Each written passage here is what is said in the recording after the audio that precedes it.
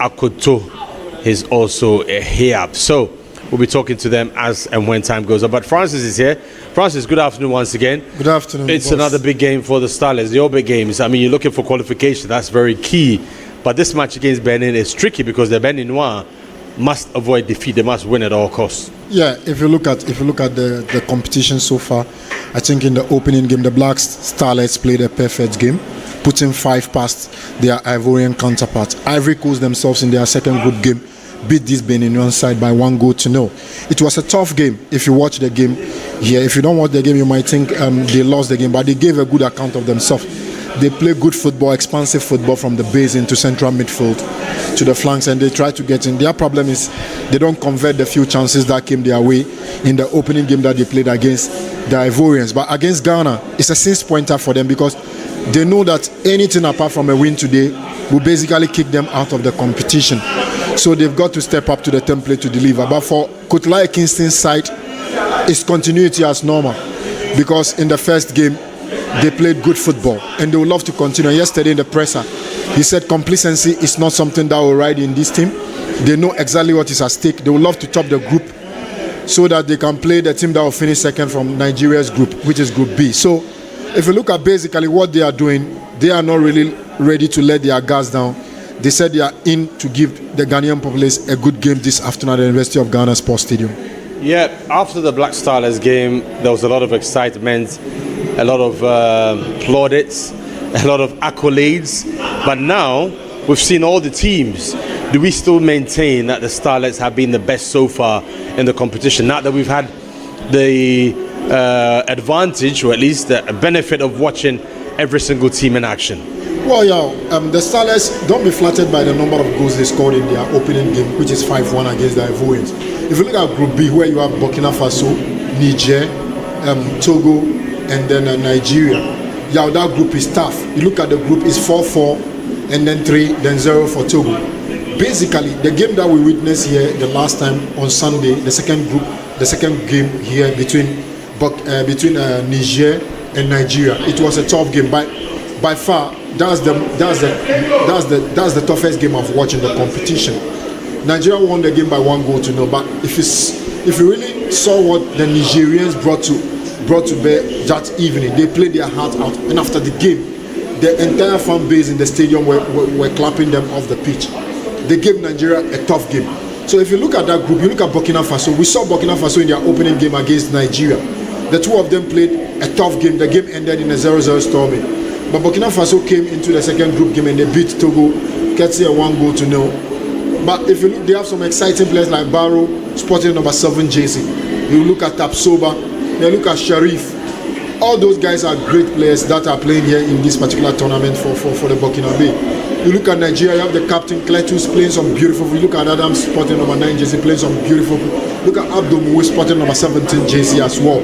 So if you look at it, we are basically looking at the stars showing up. You look at Ghana, you have Benjamin Chivanu, the captain of the team. You look at Nabi sporting number 11 jersey. Ghana has some exciting players as well. So you look at the tournament over, you look at evenly distribution of quality players dotted around the team. So we are now zooming into the knockout stages of the competition, where you have to separate the men from the boys. So it's gonna be an exciting game when we basically zoom into the semi-finals and the final, third place and the final of the competition proper.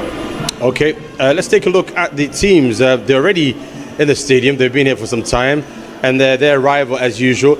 What CAF, FIFA, WAFU is doing is basically getting these youngsters into that rhythm, that groove, that pattern of what happens when you play at the highest level of football, whether it is at club level or at the national level. And so, the passage of arrival at the venue, going through the motions, they must begin to learn the rudiments, and that's exactly what they've started to do. And their arrival is basically, it's a synchronization of what they're going to do as they progress in their career. So what you're seeing is basically exactly what their seniors and the national teams and the club level also would go through. And they look professional even at this under-17 level, Francis. Yeah, if you look at the general organization by the WAFU Organizing Committee, I think they've put in a great job here at the University of Ghana Sports Stadium teams conditioning perfectly, arrival on point, coaches speaking to the press on point.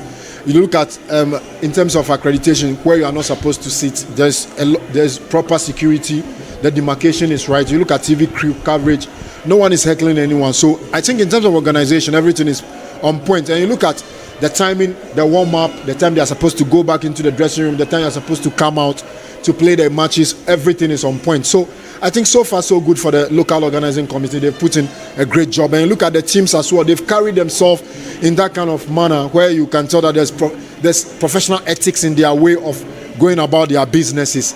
So I think in entirety, so far so good for the organizing committee here at the University of Ghana Sports Stadium.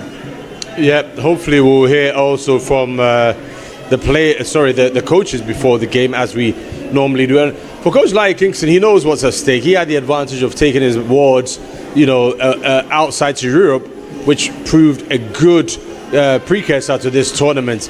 And it'll be interesting to see what he has to say when he talks to us ahead of kickoff. But certainly all eyes on him.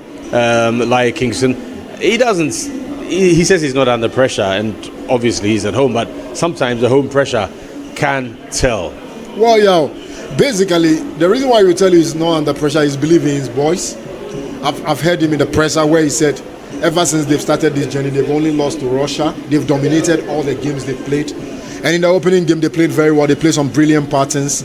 And in terms of team unity, you could tell that is there. In terms of team chemistry as well, in terms of relationship with the players, every single player that he substituted in the opening match, he kissed the player on the cheek. He hugged the player. And you can tell that he has that kind of relationship with the players. So that's a father figure to the players, and they play for him. Jürgen Klopp style. But anyway, he's ready at pitch side. So let's hear from the Black Starlets coach, Kingston. Good afternoon, Coach. Coach, what should we expect in this your final match between Benin? Yes, I think it's the last game of the group. Very, very important to keep 100% record. I had the opportunity to watch Ivory Coast against Benin, and I saw a lot of things that they did positive. Because of that, we had a game plan towards their good things that they did, and then the mistakes that they did too. If today they repeat that, we can take advantage of that. But for me, I expect a very good game, and nothing less than trying to maintain 100% record. Coach, the last question, what would be your message to the fans out there? They are yet supporting your numbers. Yeah, the message is the same. We know Ghanaians are football lovers. We want them to enjoy good football. That's what we're going to do. Against Ivory Coast, they witnessed something, but we want to maintain that or even more. We want Ghanaians to enjoy the type of football that we are playing. And at the end, I think we put a smile on their faces. Thank you, Coach, and all the best in your match today. Thanks for having me.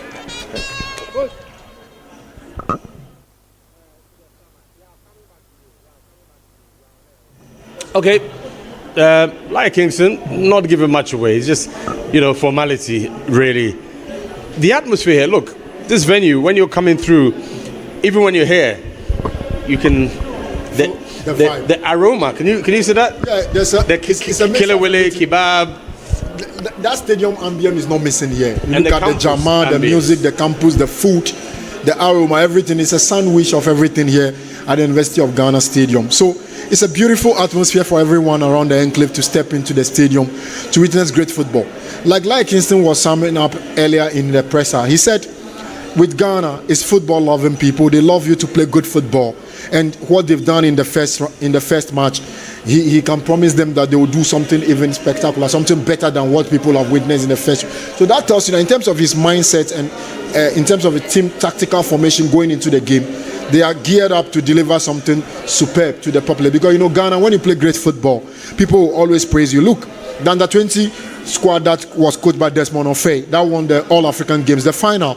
Personally, I can't remember the last time I've seen any national team, like Ghana national team, played such kind of beautiful football.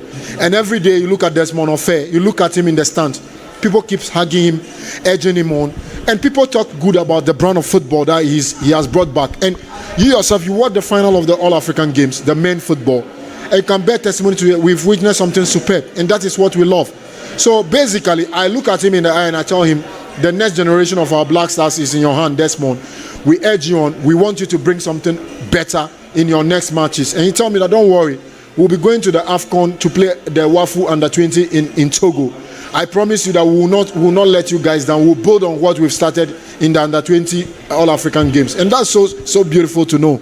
Okay, like Kingston's opposite number is also ready. He's at pitch side, ready to give us his thoughts ahead of the game. Coach, good afternoon once again for the final match of the group stages. What do you expect from side Benin in today's match? Only thing we expect in a semi-final. In a semi-final to win the match and go to the semi-final. And what if that doesn't realize? What would be the impression to your fans back there at home? I think that against Ivory Coast we play a good match. We are play defensive and we are good. But I think that if we have the ball in front of the goal, we don't have more opportunity to score. I think that today we are going to try to score the goal and have a good situation defensively. Thank you, Coach, and all the best in today's match. Thank you. C'est bon.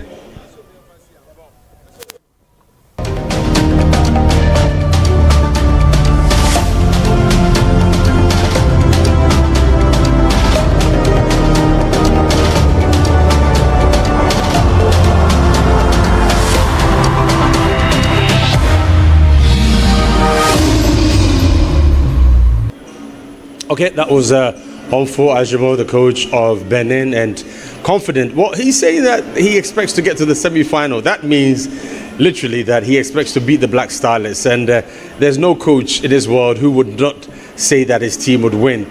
So you don't fault him for being confident. The reality is that they will be under pressure to get a result in this game. Yeah, you can tell the writing is on the wall, and he has seen it clearly. It's a 6-pointer for them. They've got to win to stand any realistic chance of qualifying from the group. Because as of now, Côte d'Ivoire has 3 points minus 4 goals because they've lost to Ghana by 5 goals difference, and they've beaten them by 1 goal to 0. So they don't have a point. So they've got to win. So you don't fault him for saying that he expects to win.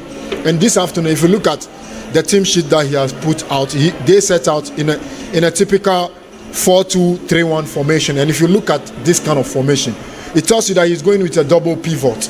That is 2 holding midfielders in Adisa and then Akamuja. Well, as you can see, the warm-up ongoing as we're having discussions here. The weather, thankfully, has gone a bit cooler. This afternoon was pretty hot, but this is good temperatures. The Ghana team going through their paces. Obviously, they're very confident of securing their semi-final berth. Yeah.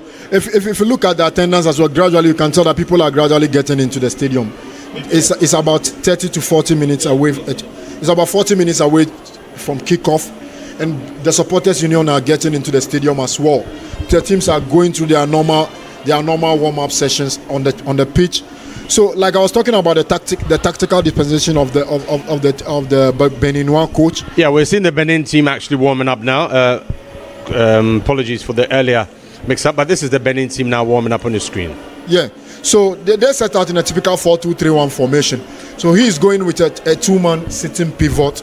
He doesn't want Ghana to dominate because he has watched the Ghanaian team in the opening game, and he has realized that Ghana dominated the midfield battles. And he wants Ghana, he wants to put break on Ghana as well. He doesn't want Ghana to dominate those midfield battles.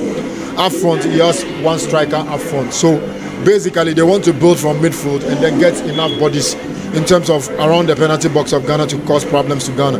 You look at Ghana, like Kingston, continuity in a typical 4-3-3 formation. He believes in free-flowing attacking football with variations of 4-4-2 or 4-5-1. So if you look at his teams never play in one variation, they play in different variations, depending on what the Beninois team will bring on board to counter-attack his tactics. And the heartbeat of this team definitely is Nabila and then Benjamin Chivano, the great Olympic striker. Benjamin Chivano has sparkled under the limelight in some of the matches they've played. And you know, he's the captain of the team, and anything good will come through him. He's playing on the right wing. You have Nabi playing on the left wing, and then you have Sapon playing through the middle. So if you look at them, these 3 players, they don't play, they vary their tactics, they move in between the line. They switch positions, and that's what makes them difficult for a team to tame them. And you look at 𝗨𝟑 with Ofori at the heart of the midfield with Mensah and Ayamba. Ayamba sparkled under the limelight in the first game. He created goals and he scored a beauty in the second half as well. So if you look at what he's bringing on board, he is someone that they can look up to carry threats and to carry most of the offensive movement into the attacking third of the Benin ones. Yeah, no doubt about it. The noise level has gone up just a little bit. I've seen 𝗭𝗎 around. I will get a hold of Jerome in a bit. We'll go for a break in a second, but then before then, let's also talk about the fact that this competition obviously would mean that some of the top teams in the sub-region will be absent from the roll call when they line up for the competition proper. Yeah, you know, I think CAF is trying to get the best from each zone to represent in the AFCON proper, so that the best will play among themselves to get the better teams to go to the World Cup. So if you look at what they are doing here, yeah, it will be a pain that you now have countries like, let's say, Ghana, Benin, Nigeria, Cote d'Ivoire, Togo. All of them cannot go. It's the top 3 that will go to the AFCON proper. So if you want to be the best, you must play against the best, beat the best to be the best. So I second the idea of CAF. Yeah, you see the Black Starlets now warming up, and you know, the good thing about this team is that, like Kingston would say, that any role given to any player, they are expected to do it. They're very flexible. They have some excellent players, but there are no standout stars as yet. And definitely, he's trying to keep that away from them so that nobody thinks that he's a prima donna at this very early stage. Yeah, if you look at Joseph Nabi, Benjamin Chivanyo, you look at players like Enes Ofori, these are guys, you look at Nuruddin Mohammed, these are guys that have it in them to step up any day, play their normal game. And when the coach needs to make substitutions in the first game, we've seen that every time he makes substitutions, those substitutes strengthen the team. They don't weaken the team. So that is the strength of this team. It's an all-round team. And like Kingston basically believes that any player that he calls upon on any given day to play, they can step up and deliver, because it's like a team game. And they have a system that he believes that every single player that he has selected for the competition will step into his philosophy and play to the best of the team. So basically what he has been sounding is every single player plays into his tactical formation and dispensation, and he believes that anyone that steps onto the pitch can deliver for him any given day. So that is the strength and the beauty of this under-17 side. There have been a number of recently announced changes by the FA, the various national teams. We've got under 15, under 16, under 17, under 20, under 18. You know, Okan Semenko has been given the youngsters the U16 as well, the U16. Max Okonedu is also there. Even the U23. And it's Desmond Ofei under the U20. It's cut look across. at Karim Zito, the U18s. So basically, look at the names, the but collection of names. Were you expecting Karim Zito to take a higher age team? Well, basically, I was expecting Karim Zito to take the U23 because he has proven with Dreams FC this season in the CAF Confederations Cup that he's a great coach. He took us to he took the team to the semi-finals where they got eliminated by Zamalek. We met him. We had one-on-one with him, Josiah and myself, on the pitch in Sugakope before they played against Bofakwa in the semi-finals of the FA Cup. And when he speaks with so much maturity, knowledge of the game, and what he has gained from coaching in the CAF Confederations Cup this season. So you can tell that he's someone that I was looking up to. You look at Desmond Ofei, basically, he is by far the one that has really advertised himself to the Ghanaian populace based on the things that he has done with the U20 team. And I'm saying this, since 2009 that we had that good Black Stars team that went to the World Cup in South Africa. In 2010, right? In 2010, I have not seen any national team that had played good football. When I was growing up, the Ghanaian team, I know, they build from the base. They don't play backwards passing. They play aggressive football. You are always attacking the penalty box. You didn't watch Germany 2006. 2006 is in the past. Anyway, but 2010 is also. I'm just joking. But let's go for a quick break. When we come back, we'll be talking to 𝗭𝗎. He's been, covering a lot of tournaments at various levels, and also an editor amongst his numerous titles and responsibilities. Let's go for a quick break. We'll count it now to the match at the top of the hour between the Black Starlets and the Baby Squirrels of Benin. We'll be back in just a minute.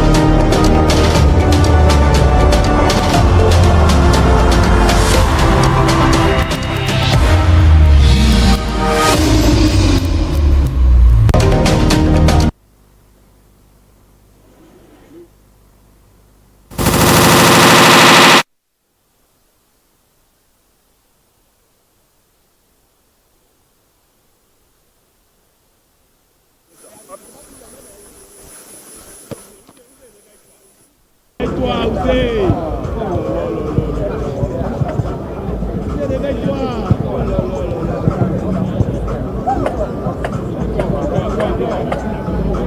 Voilà, encore. Ça c'est vrai.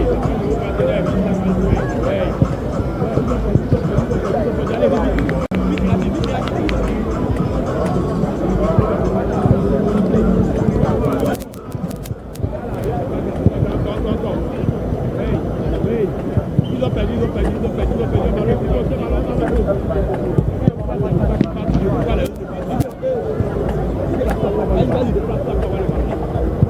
Voilà, bien joué ça. Bien joué, c'est pas grave.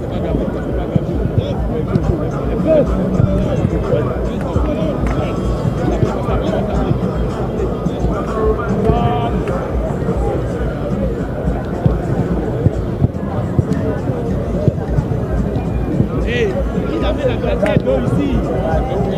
Il amène la glacière d'eau ici. La glacière. Glacière d'eau là-bas. Vous l'amenez. Maintenant, amène la glacière d'eau ici là. On peut amener la glacière d'eau, non? On va chaque fois amène la glacière d'eau ici.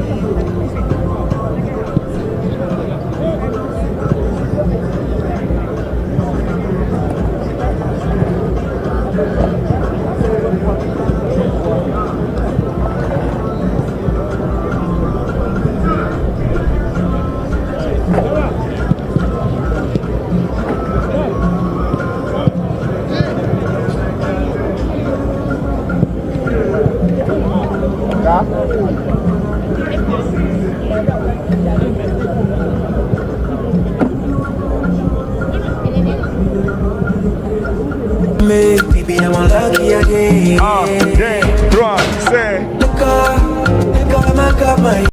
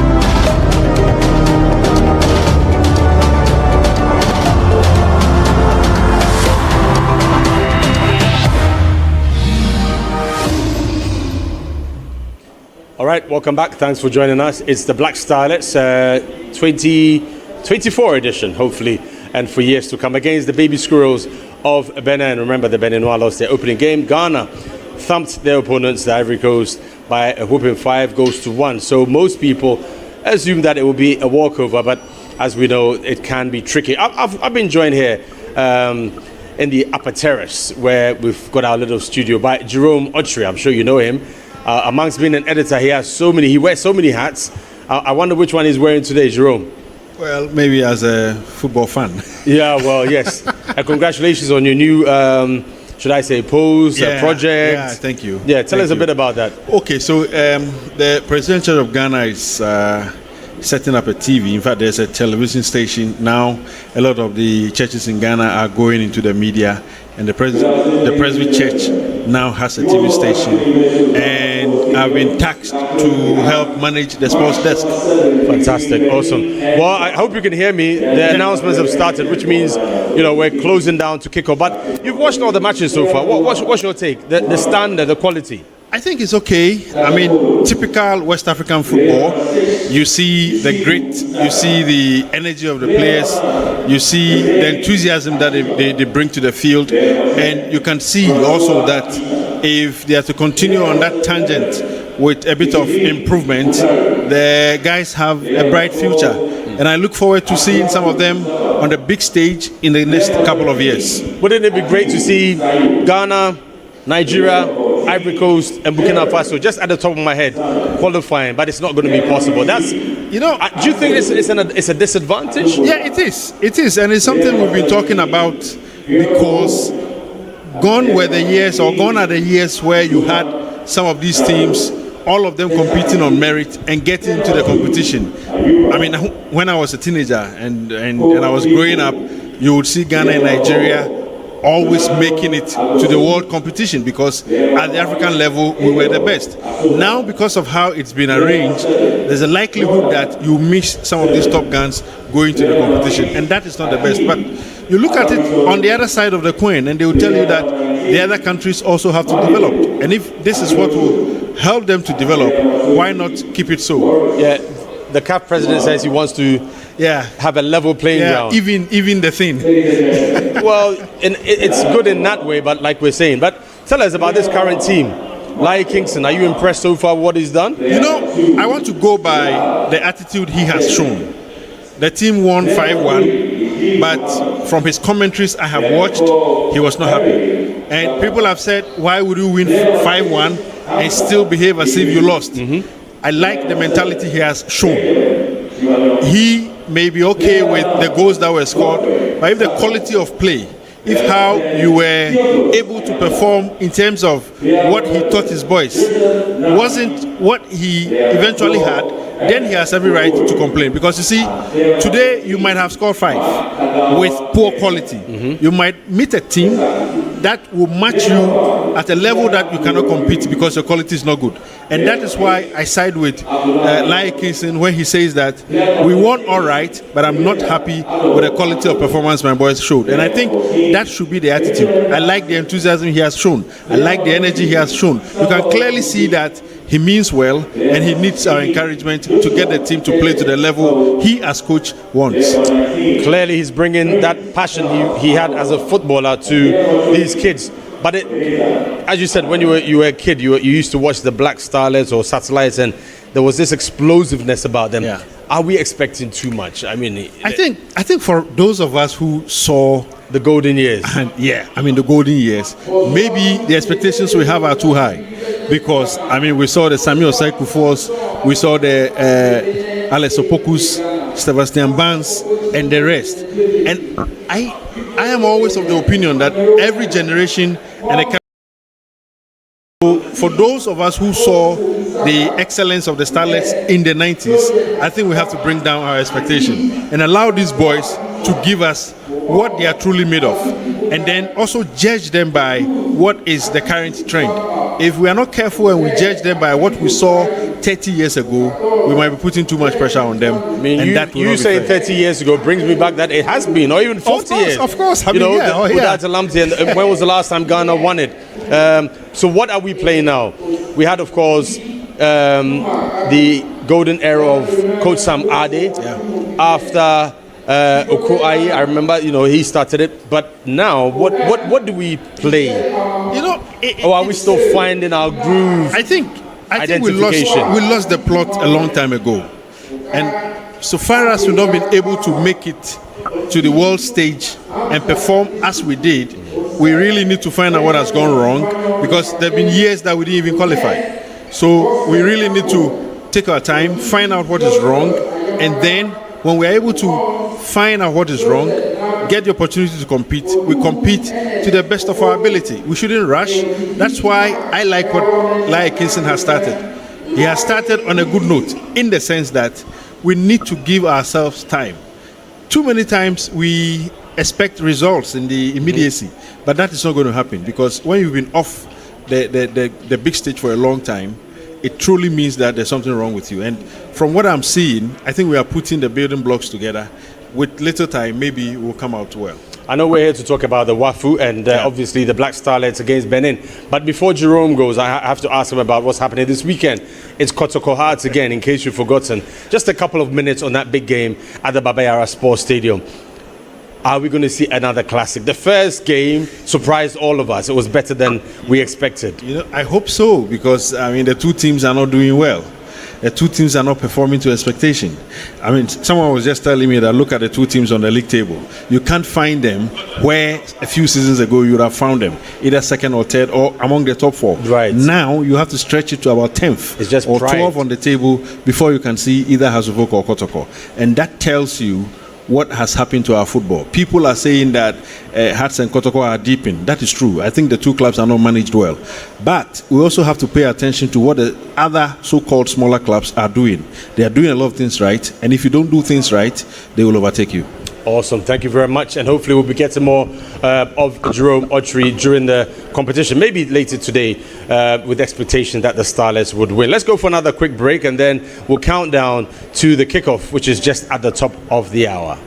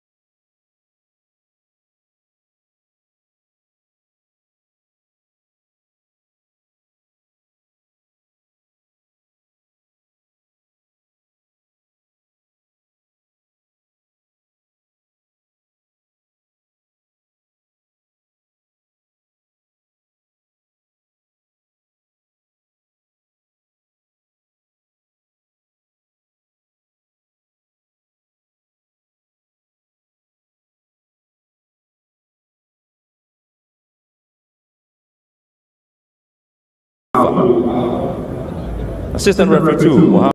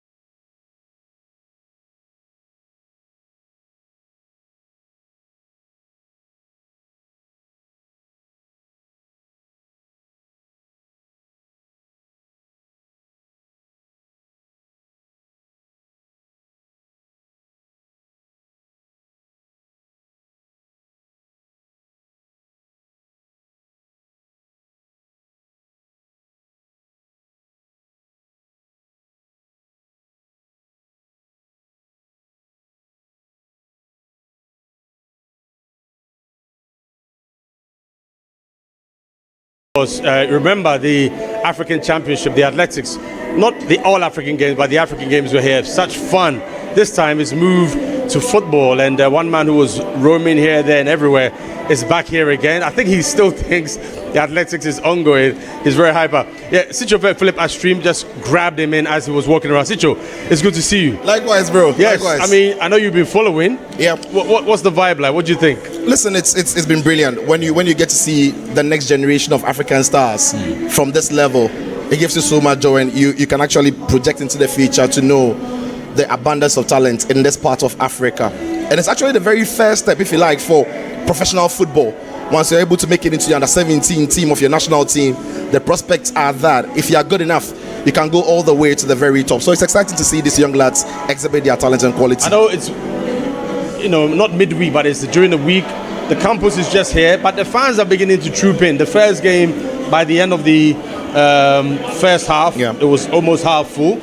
What do you think of this whole place and what we can do here potentially, not just for athletics, not just for football, but sports in general? Yeah, it's the location of the stadium is superb, really is, and that is largely because wherever you are in the capital, when you're coming this way, you probably need only one vehicle to get here. Unlike the Accra Sports Stadium itself, where you need about two. Yeah. Yes, when you look at this hub, people coming from Hacho will just descend from Medina. Right.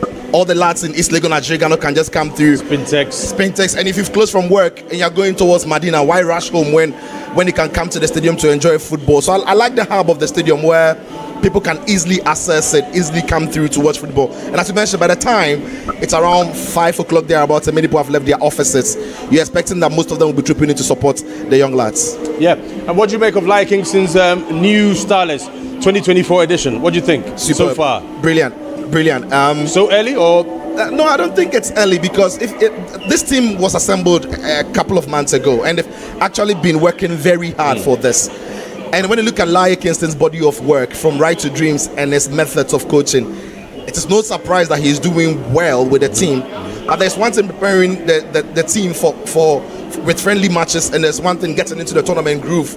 And he himself said it after the first game that even though they won comfortably, he wasn't necessarily pleased with the output or the performance on the pitch. That is again because he pays attention to details. He loves details, wants the team to keep control of the game, and he didn't see a lot of that in the first game. But the signs are there. These are young players. These are players who will grow to become stars. And I like what ลี่ is doing. And of course, wish him all the best in what he's trying to achieve. Nigeria here, Burkina Faso. That was a good game. Yeah. Some would say one of the toughest we watched so far. Niger, Benin, Togo. Normally, these countries, I mean, Mali isn't here, but normally these are the crack teams in African football. And if at this level you can't make it to qualify, it really does impede your developmental program. Is there a way that CAF could look at this again, or we should just accept that this is how it's going to be going forward? I think CAF would have to relook at it again. I think we need to start spending a lot more money on our youth competitions. The reason why only 12 teams in the end will play in the African competition is perhaps because of finances.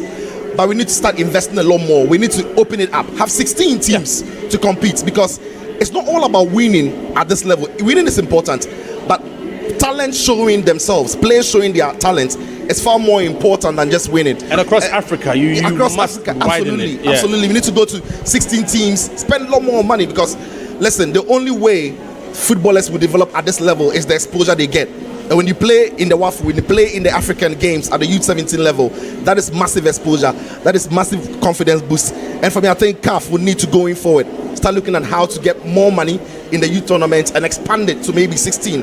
What about 24? What about 16? Yeah, I think so. We need to see a lot more of the teams coming through, because look at the countries playing here in Ghana. Only 2 are leaving this zone to go and compete at Africa. It can be harsh. And of course, as far as the coaching, the philosophy is concerned, the GFA announcing a lot of changes. Kasim Mengulu Kansi is there. We've seen Max Okonedu, you know, at the top. Dreams FC coach is also there. You know, the developmental, it's a process, isn't it? It's going to take some time. Yeah, it is. And I think that the FA needs to also come clear with communication that Ghanaians have to be patient, because we are seeing the signs. Listen, when you look at ลี่ Kingston's U17, when you look at Desmond Ofe's U20, there are similarities. Right. And the FA, it's pretty close. Yeah, it's close. And when you look at Ofe's team, I think ลี่ can coach Ofe's team, that's the U20. I think Ofe can coach ლი's team. And the FA a couple of months ago released a document. Karim Zito can also... Yes. They call the document the Ghana Football DNA. Right. Now, if that is the document that is working, that is good news.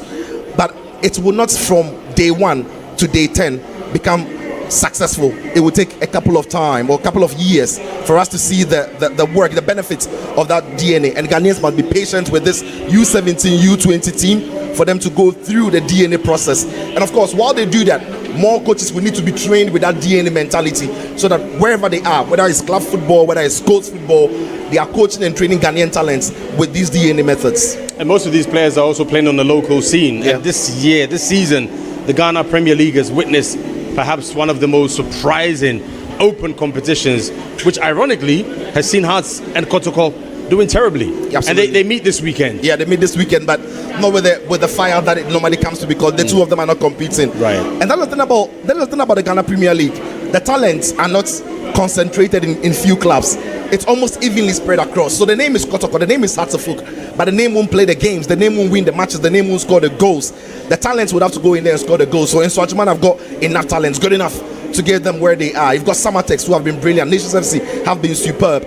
So Hearts of Oak and ʗ𝗏𝗏𝗘 have got a real job on their hand in making sure that they stay at the very top to compete. They need to crack some of the best talents in the country, because as we speak, the talent is leveled across the landscape, or if you like, the football scape in Ghana. And then before you go, this game itself, Benin, huge underdogs, but as you said, under 17 level, that's a bit risky.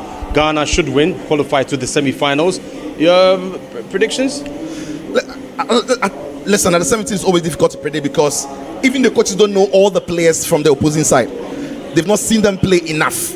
So you can only trust in your method as a coach. That Just your one method game, can yeah. win. Yeah.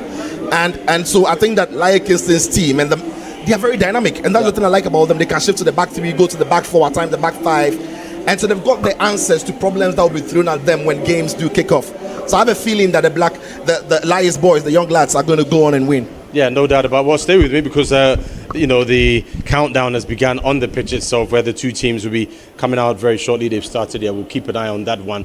And of course, the national anthems will be played. But commentaries here as well. Prince Annan and Josiah Okokwe are standing by. Before we join them, very, very final words. Hopefully we'll see you at halftime to give us another take on what's happening here. Yeah. I'm here to enjoy the football. It's not all about winning. It's about seeing the talent that are going to be on earth from the U17 WAFU. And of course, as a Ghanaian, I wish Ghana all the best. May they win this game. Awesome. Sichufe Philip Astream is here also to watch the under-17, and they're standing by. They're ready at commentary position. Prince Annan and Josiah Okokwe. Enjoy the first half.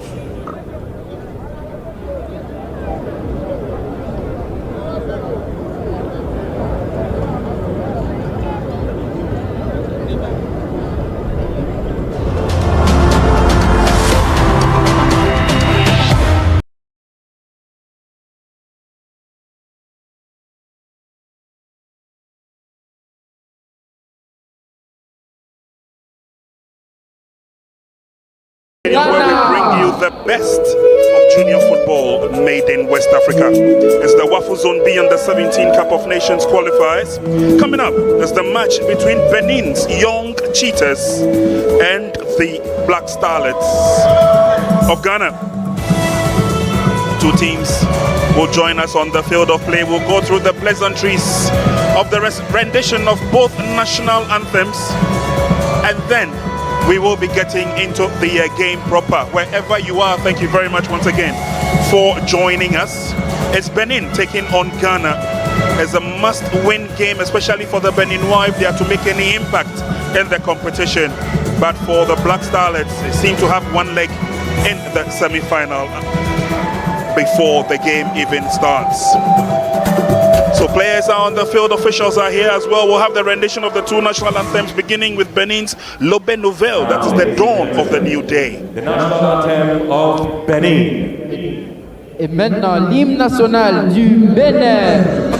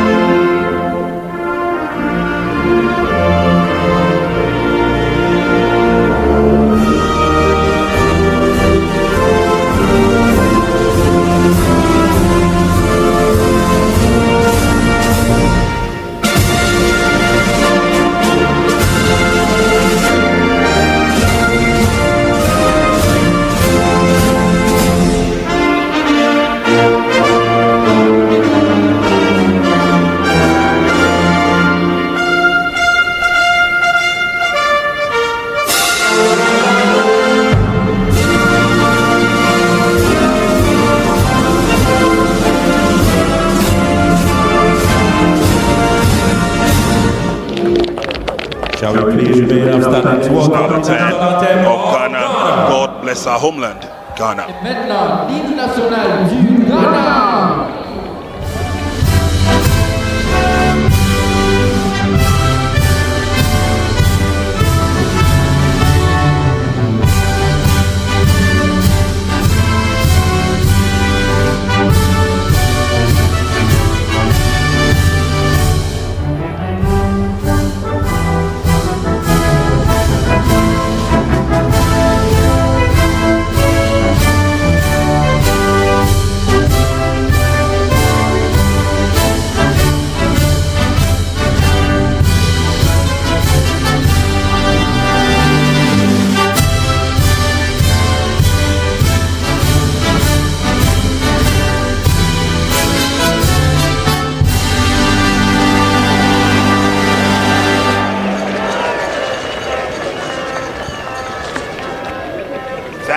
Was the national anthem of the Republic of Ghana. God bless our homeland, Ghana.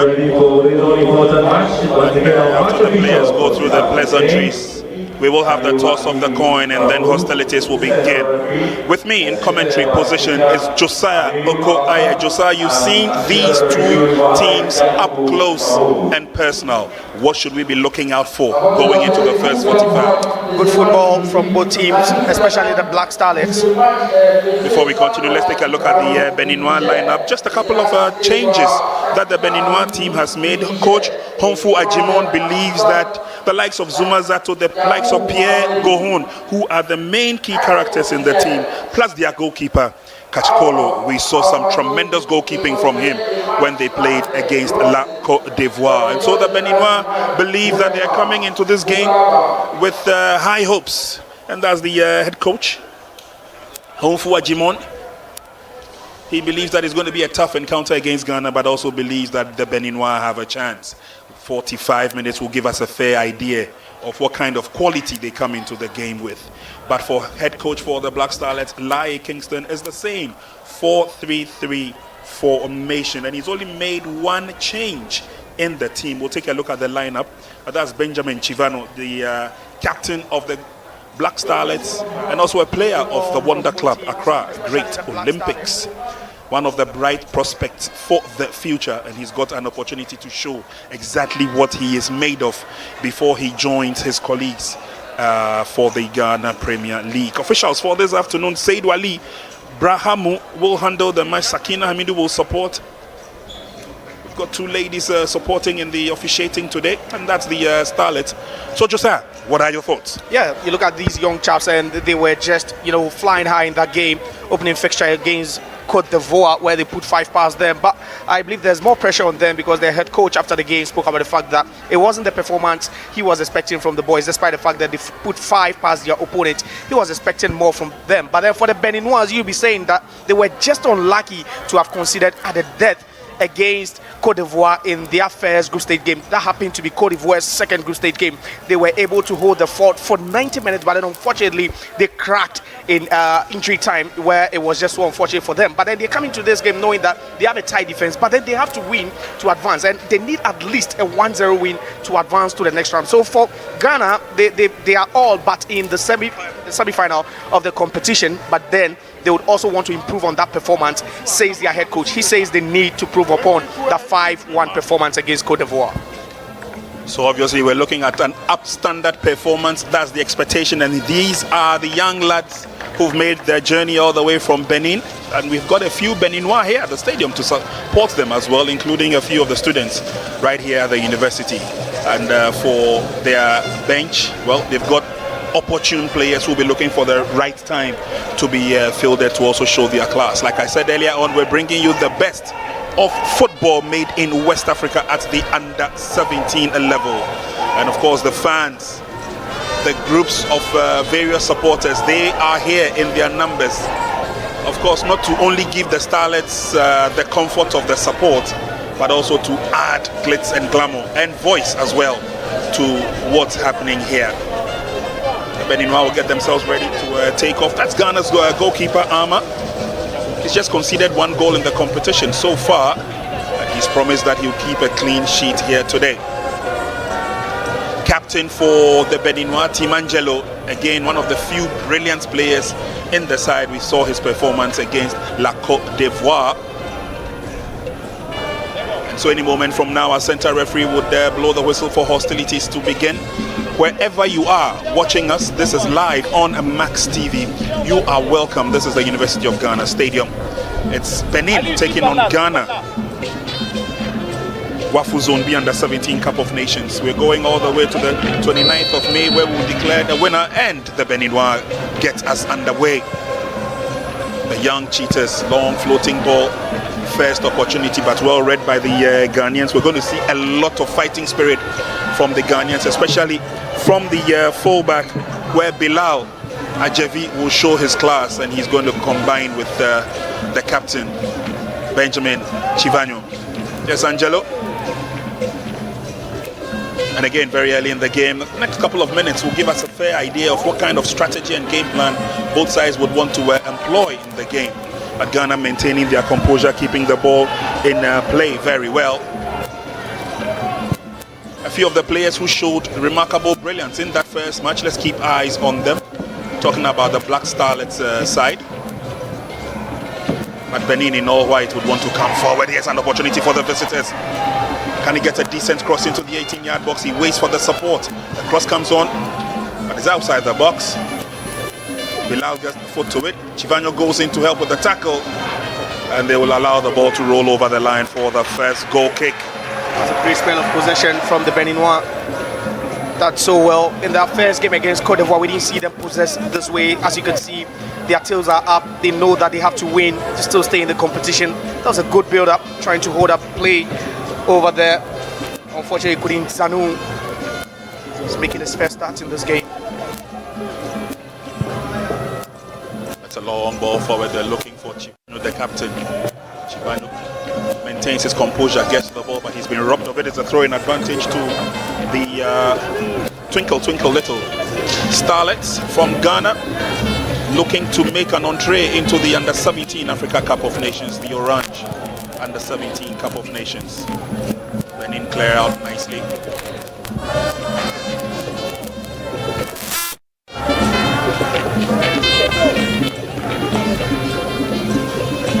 Ball goes over the line, and the game will continue. And there's only 2 minutes played in the first half. They seem confident, Benin. And see, there's been a change of style of play because the dynamics seem to be different now. They know that it's an elimination game for them, and they just have to go for it. And this one, they know they're also coming up against a very, very resolute and free-scoring Ghana side. Careful build-up. Head coaches of both sides on their feet as they observe proceedings from their dugout. It's a free kick advantage going to the Beninois team. It was Mohamed who got into that tackle. Yeah, and it's Dean going head-to-head with Bukari over there. Bukari, quite a very, very swift player, very pacey, and a good dribbler as well. Seeing more of it this afternoon in that battle against Dean, who is playing as a left back. Benin coming forward. Izudin getting a free kick for them. That is first threat from a set piece for the Beninois. It's a long ball drilled in. Goalkeeper is called into action, and Ama will make a first-time save.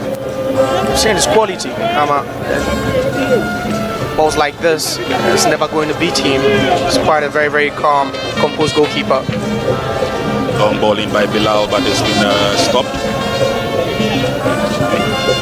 The midfield of the Ghanaian side is where a lot of action is expected to be. Defensively, they can rely on the likes of Ernest Ofori, who's the only entrant, the only player who's starting the game for the very first time. Benin have an injury worry. Achipa, who is on the turf.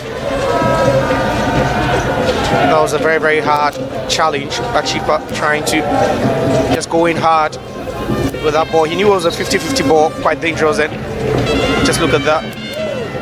was able to lift it the first time, but just look at that. Struck his toes against, I think, the shin of 𝗭𝗎𝟑. These two players didn't start in the first game for their respective countries. All on your screen is the supporters, the Ghana supporters. They are here, there, and everywhere. We're seeing them here in Ghana. We will see them at the Orange Africa Cup of Nations for under-17s. And should Ghana make it to the World Cup itself, they definitely will be there in their numbers. But definitely in the stands, we're going to see a lot more of what you're seeing on the screen. Lots of singing, the jama, accompanied with a little bit of the body jig here and there.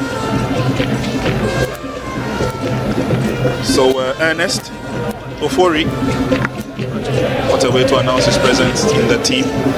He's taking over from 𝗨𝟭𝟳 who we understand picked a knock and definitely will not be featuring in this game, at least as far as the first 11 is concerned. Starlets look for an opportunity to come forward. Both goalkeepers virtually on holiday. At least Ama has made a save, but we've not seen any reaction from the Beninois goalkeeper Mohamed 𝗏𝗏𝗡𝗡. He was also at his best in that game against Côte d'Ivoire a couple of days ago. Made some wonderful shot stops, good saves to keep Benin in the game until they conceded very, very late in that game, and he'll be hoping to replicate those performances this afternoon. Starlets come forward. Is a long ball sent in by Gaffer.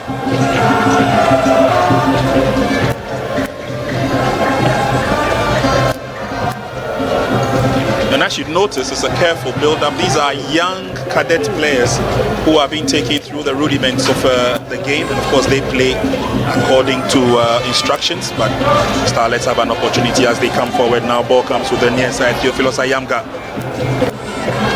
tries to get to 𝗭𝗎𝟑. Ball doesn't go to 𝗭𝗎𝟑, but the pressure is still on. The Beninois organize themselves in defense, but it's an opportunity for a shot to target. He opts to go through the middle. It's Ayamga still holding on to the ball.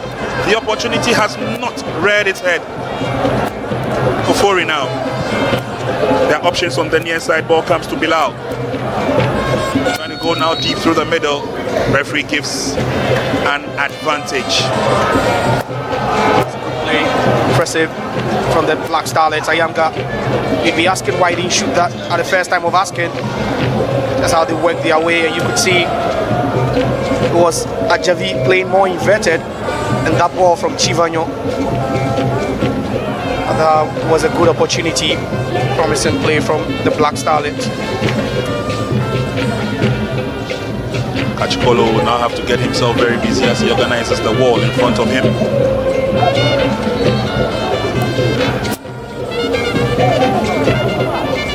Free kick to the Starlets. Behind the ball is Kagawa. That's Mark Mensah. He might probably want to do the bend over the wall. If not, Captain Benjamin Chivanyo also stands close, can be called into action. Here we go, free kick for Ghana. The idea was good, but it kept rising and rising, the effort from Kagawa. Kagawa scored in that first game against Côte d'Ivoire with his weaker foot. This time on his stronger foot, just couldn't dial down target. That was a good technique. And quickly head coach Kingston will come out and encourage them.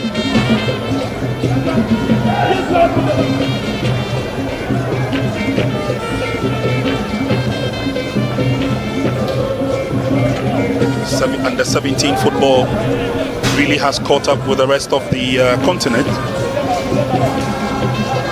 and we're going to see countries battling in qualifiers to gain entree into the Cup of Nations itself.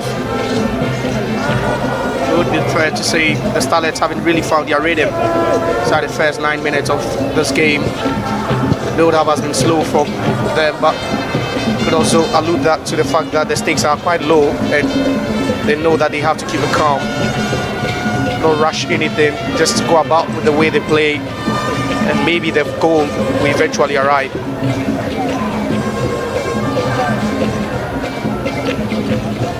The stands gradually being filled up by fans who are trooping to the stadium to watch the best from these two countries. Don't forget, 7 countries from the WAFU Zone B are competing for honor and glory in this competition, and the 7 includes the reigning champions Nigeria.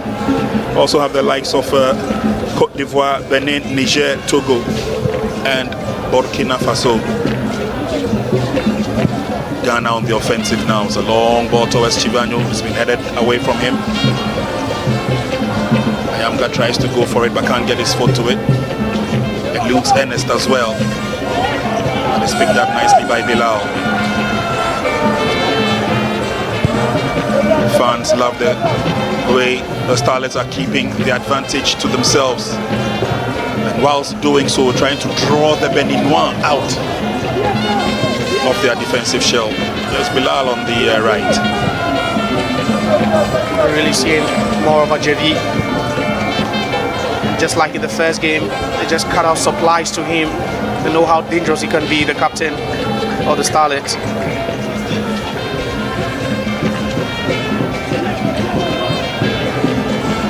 Cuts through nice as he gets the opportunity to the 18-yard box again. The Beninois are very alert.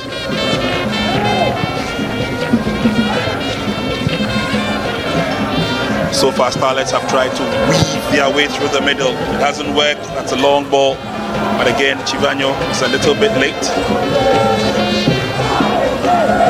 That could be the story all afternoon. The Black Starlets dominating possession. The Beninois is just trying to keep their shape each and every time they're on defense.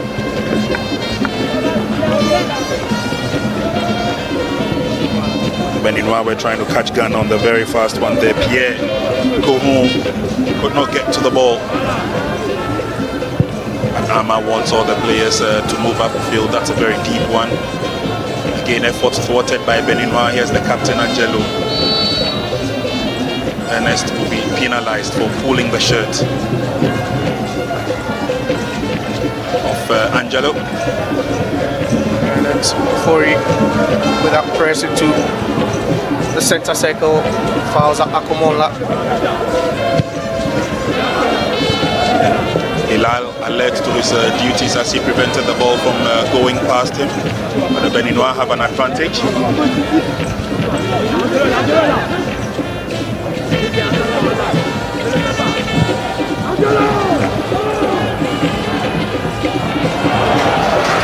Lovely 10 now. It's a one-on-one situation. Tries to go through the middle. Puts the ball behind his marker, but the shot is on target. A rebound! Side netting. Swift build up there. Man of the match in the last game. Nabi, swift play from him. Just look at that sprint. That ball would have just missed it over there, but Kagawa, it's the first time of asking, just hits that. And you could see Kachakolo trying to deal with that one. It was a bit difficult, that shot low straight at him though, but Nabi's connection was just lacking. The outburst was fabulous as he turned the player inside out. What a goal that would have been. Once again, good effort from Joseph Nabi. Now here comes Ernest. Through the middle, they need to push men up front. Ernest will come and support. Here's Bilal. Bilal goes forward. He had a very good game in the first match, and I understand that his neighborhood of Mamprobi, where he plays for Banana Inn, they were all up in arms, giving him total support. Ball goes out, advantage will go to the visitors as they come forward.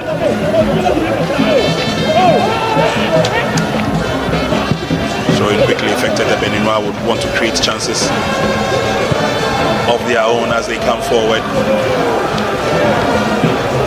And again, we've not seen the real intent from the Beninois, not just yet. Francis Adisa in your shot a while ago trying to turn the defense of Ghana inside out, but failed. We're asking for a retake. Feels that was a rolling ball.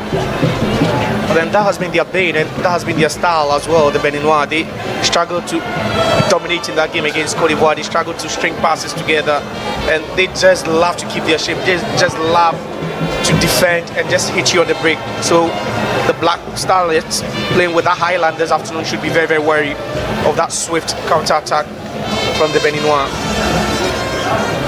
Good ball control as the Beninois try to keep it in play.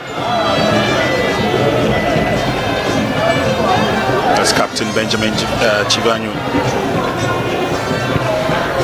Ball pushed all the way back. The Beninois will be cautious in coming forward. They know the threat of the Ghanaians after the first couple of bursts on the right and one on the left by Joseph Nabi.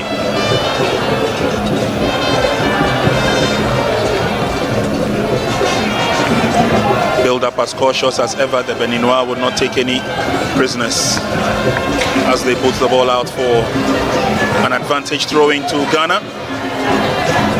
That's Akibu, very strong lad from the great partnership with Sabam in the first game. They cleared everything that came their path until that goal that sank their hearts. Ball controlled nicely by Ernest, but he needs to get the ball out of that dangerous position. Fortunately, he gets a free kick. And now there's a forceful effort now as it's pushed through. Unfortunately, that was a bit too strong from Bava. There's Captain 𝗨𝟑𝟳.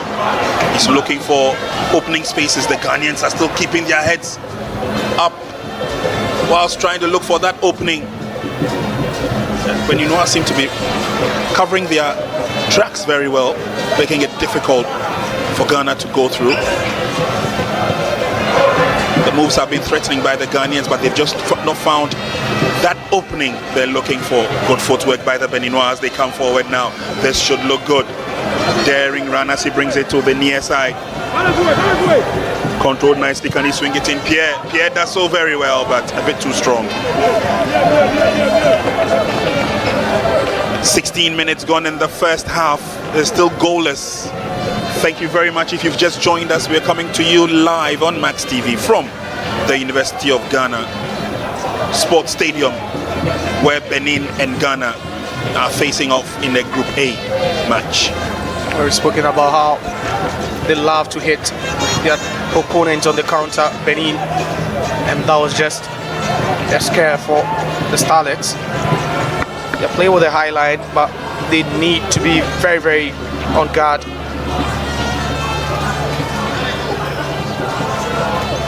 Captain play. Ayamga and Co are fancying their chances of going through, so preventing the corner kick, but the Beninois take full control now, and eventually is ballooned away. So far, so good for the defensive pair of Havik Bafa and Issa Abdul Rafiu. Effort from Rafiu was not the best, so you have another opportunity through Havik Bafa. Issa now comes to support.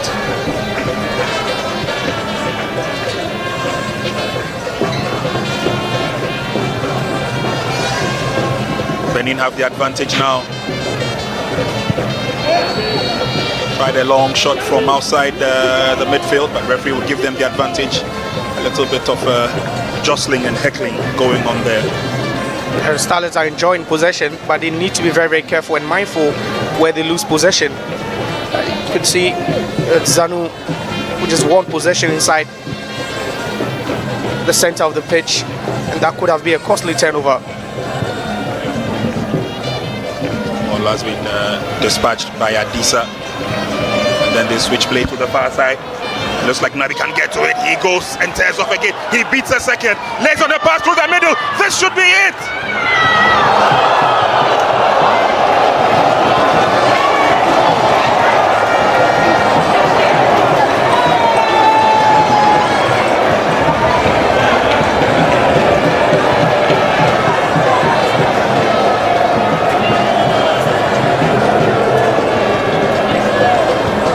Too much quality Superb goal. Great goal. And Nabi, second time he's threatening in this game with a blistering pace. Just look at that. You'd be thinking he wasn't winning that, but he does. Goes around the second mark and lays that for Mark Kagawa, who nearly made a mess out of it. But that chip. And 𝗭𝗢𝗡𝗘 just wasn't going to save that. Just stood ball watching. But then Nabi does all the job. And that's the second assist in as many games. Just look at that chip. Audacious ball from Mark Kagawa and these boys. It's just exciting watching them play, the Black Starlets. Benin 0, Ghana 1, that's the scoreline. Mark Kagawa Mensah getting his name on the score sheet. And obviously, this should do his team at 𝗭𝗪𝗳 Academy, a whole world of good. The academy team owned by former Ghanaian international Godwin Atram. As the Starlets come forward again, Kagawa seems to be the player that holds the fort for the Ghanaians. Confidence is skyrocketing, the Starlets. See the way they are moving the ball around with so much confidence. Yeah. He is once again very swift on the ball and thinks on his feet as well. I see a cross-section of his colleagues from 𝗭𝗪𝗳 Academy cheering him on, of course making them proud as well, as Ghana come forward again. The last pass finds Captain Chivanyo, who does very well, holds on to it. Bafa finds his colleague.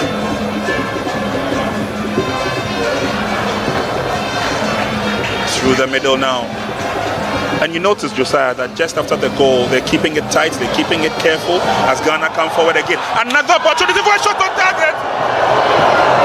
The avalanche of goals has begun.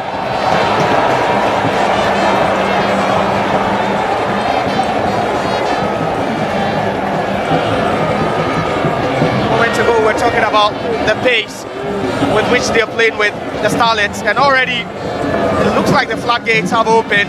Careful build-up, slow but precise, and Amyanga outside that 18-yard box. We just struck that one past 𝗭𝗪𝗡𝗘, and they're in their groove now. We questioned the intensity, we questioned the hunger and desire, because they already have a foot in the next round, but it looks like they are now getting started. Ayanga, what a goal it was, just slotting that one past 𝗭𝗪𝗡𝗘. Again, there was no way he was going to save that.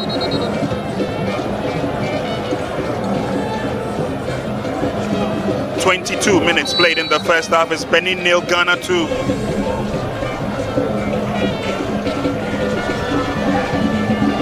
And Benin definitely are under some amount of pressure. Pierre on the left-hand side of attack has an opportunity. Still has the ball, he goes round one. Tries the shot, is blocked. He has another opportunity, lays on the pass. It's cleared out nicely. Flag is up for the offside.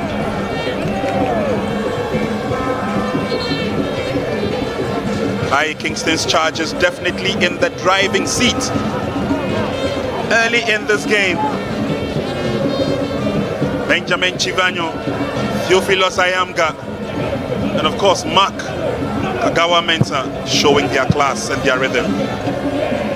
Perhaps when the coach spoke about the performance not being at the level he wanted, maybe that's what he was talking about. Maybe he was expecting more from his boys, and maybe now they have the instructions clear and they are playing to the coach's instructions, and you can see how they are just moving the ball around with so much ease and also precision. They've just been delighted to watch in both games. I think they're really playing to the coach's instruction. I remember during the halftime, he had a stern talk with the team in the dressing room and told them that your opponent is dominating you. You will have to dominate your opponent. And I think they're doing that, just that today. Lovely swing of the pass. And he's off again. Into the 18-yard box, drifts past one. But this time, Angelo says no.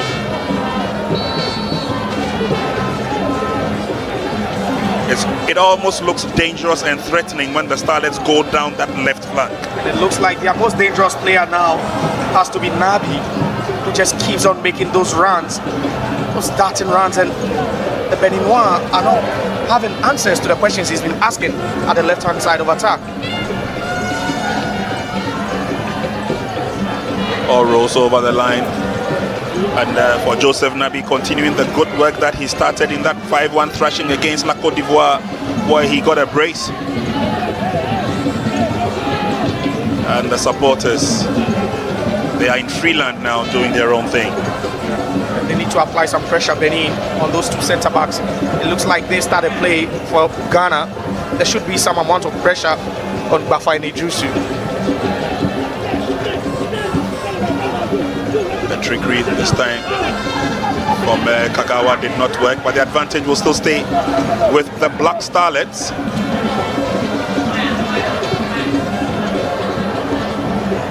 That's the support. He's not getting the support he needs. Achiba, you can see pressing alone becomes very difficult when you want to win the ball from these very good possessive-oriented side. Pendulum swinging to the other end of the field. And Kachakolo does the needful as he blasts the ball out for a throw-in.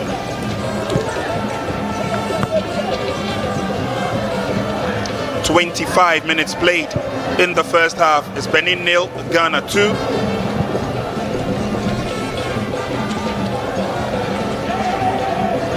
Ghana come forward yet again and is almost always threatening when they do so.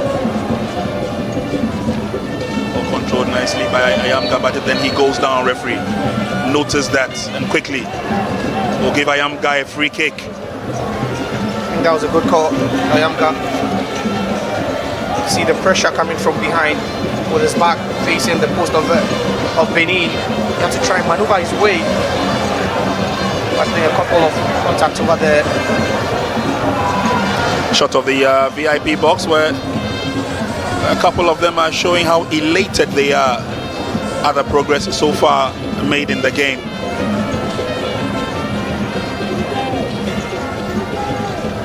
There's a free kick advantage to Ghana. And Mensah is behind the ball. Seems to be walking away, and so the honors will fall on Benjamin.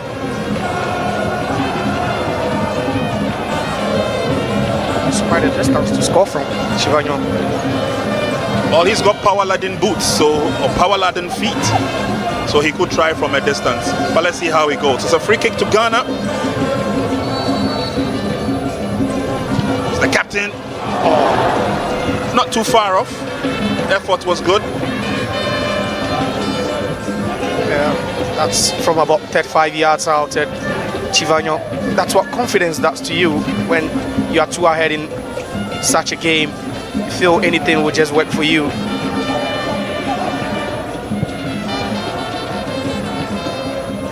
Ball will roll all the way into the safety possession of goalkeeper Michael Ama.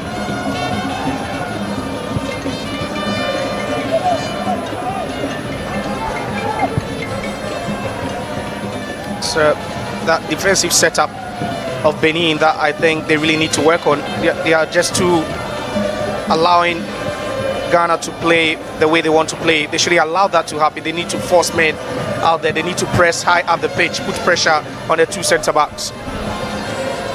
Well, so far so good for the Black Starlets. They look very confident and composed as they come forward and employing the long ball again. Can Chivagnon get to it? It's a bit too strong for him to do that. But again, it also tells you that they can be very creative with those long passes as they pick up men in open spaces. There's pressure on Kachakolo, but it's cleared out before Sapon could get to the ball.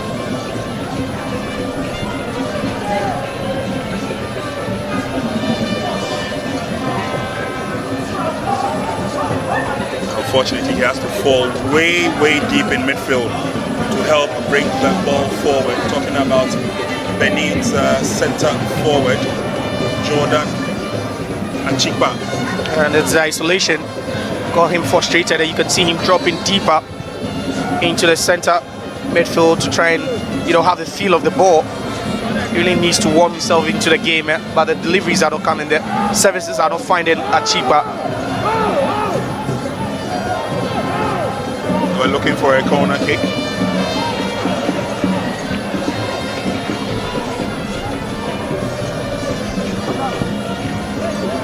Game will continue with a free goal kick, quickly effected.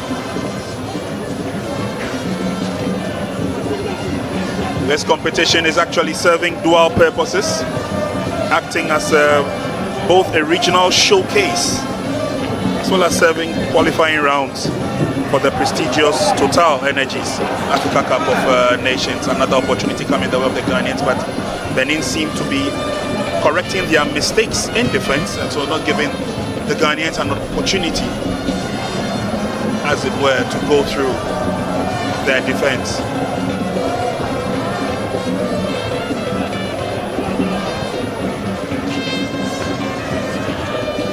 Again, it will be a composed Ghana team that come forward slowly through buffer.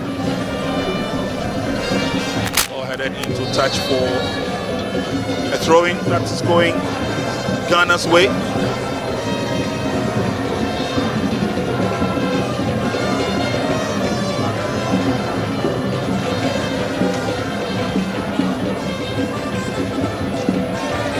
Water break for the team. Sun is quite high here, the temperatures are quite high as well. But of course, first 22 minutes, we've seen Ghana go into a commanding 2-0 lead. Does that change the face of things? Yeah, it makes it a bit more difficult for Benin, who came into this game just needing at least a 1-0 win to advance to the next round. But it's been total dominant from Team Ghana. They've really showed their dominance, and it shows that that 5-1 victory over Ivory Coast wasn't just a fluke. That's why the head coach saying that they needed to play above the level they played in that game. They've really showed that they can play when they want to play. They've shown that they're a free scoring side. And we've seen those darting, blistering runs from Nabi at the left-hand side of attack, and also those long diagonal balls from Idris and also 𝗭𝗎. It's caused so many problems, and just look at that from Nabi. And you're not catching him once he starts to accelerate. But then that chip from 𝗭𝗎𝗄𝗎 is just a world-class finish from him. But Nabi does all the job, and you can see this is what he's about. And he was a 2-goal hero in that game against Côte d'Ivoire, but then he just didn't leave it there. And just look at Kachakolo. There was no way he was going to save that, and that's how good they've been. And just look at this goal again from Ayamka, set up by 𝗭𝗎𝗄𝗎. They just love to play in between the lines, so it's difficult to track the runs. Just look at that, about 4 players trying to attack. It was a 4v3 situation over there. He wasn't just going to pass. He saw the goalkeeper and he knew that he just had to pick his spot, and that was a good goal to score. 32 minutes gone in the first, and Ghana on the offensive once again. Poor ball control by Ernest, gives the ball away, but good recovery by Bilal. That's a very costly mistake, but Ghana cover their lines very well.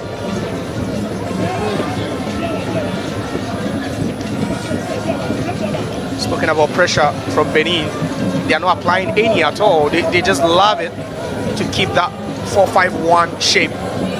Sit a bit low and go for, the mid press. Referee gives a free kick. Yamga has been quite dynamic. Player from third force. Bilal brings the ball down. That's a mistake by Team Ghana. Quick reflexes from Michael Ama. 𝗭𝗎 a bit cocky over there.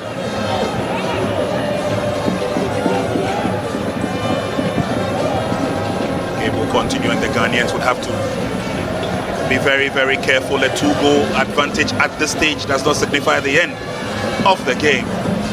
Ayamga trying to turn to control, but referee rather gives the advantage to L'Équipe Benin. And that was the error over there. 𝗭𝗎 is saved by that good response from Michael Ama. Ghana reorganize from defense and then they come forward again. Bilal has been very, very busy in this first 34 minutes. There he is once again. Very key the role he plays, and he seems to be combining effectively with Captain Chivanyo, especially when there's that dash down. Joseph has been inch perfect with those timely runs down the left. Here the Starlets go forward once again. It's Mensah now with the ball. Lace on the pass as well. With ball control as Ayamga brings it back. Chivanyo finds Bilal. Ernest comes into play a big part through the legs. And the ball goes out for a throw-in. Now they just want to dominate inside the third half and make the Beninois just chase shadows.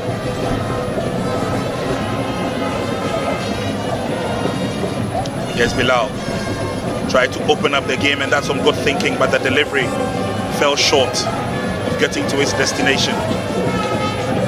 Nicely recovered at the back. Sometimes the Ghanaians, a little bit of the over-elaboration and nearly putting them into trouble there. That was Isdeen earlier on. Nicely covered as Isdeen comes forward once again. This time it's a strong run by Ghana. Hamza Idrisu kept in play, nicely done. An opportunity is rearing its head for the Black Starlets. Ernest from behind. Benjamin Chivanyo is waiting at the extreme end of the 18-yard box. It comes back to Bilal. Obviously, the Beninois seem to have recovered from the first few lapses they made that got them conceding 2 goals through the middle. Quick thinking once again, but it was too close to goalkeeper Kachakolo. And it's the men in middle, the midfield for Ghana. See how they crowd that midfield area, making it very difficult for the Beninois to break free over then. It's the right back and left back who play as inverted midfielders whenever they advance into the third half.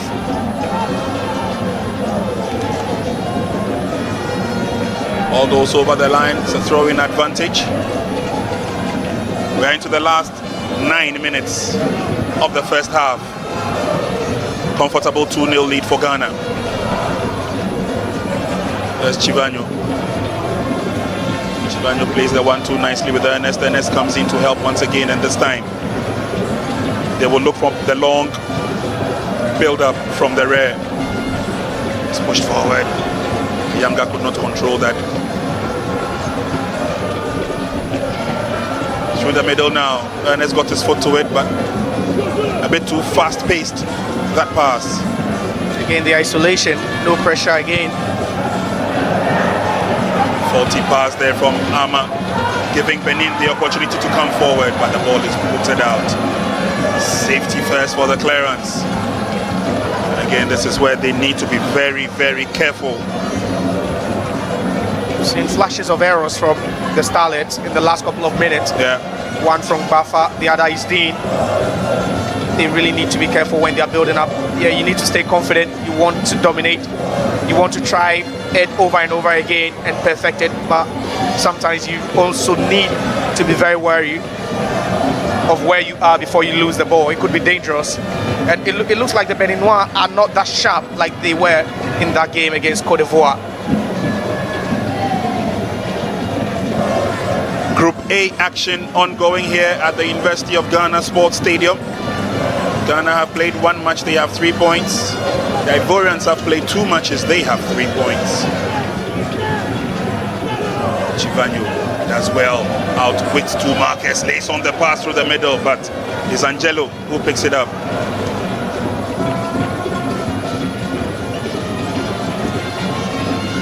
And Benin have been quite strong, especially in defense, making it difficult now for the Starlets to make any headway towards the 18-yard box.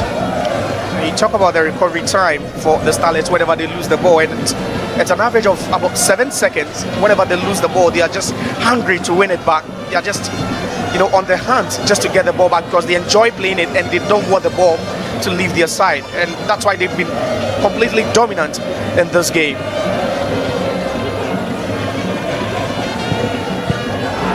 Another of those faulty passes once again from the goalkeeper. They need to be careful. Are they overconfident? They are being cocky now, the Starlets. Ghana get a free kick, and 𝗨 Kingston is not too happy about what's happening on the field of play. Communication between Michael, the goalkeeper, and Bafa. Yeah, we've spoken about where they are losing the ball, and this time again a cheaper.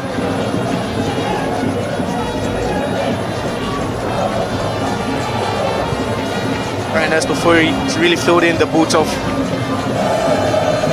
𝗨𝟑. Well, Ghana have a free kick.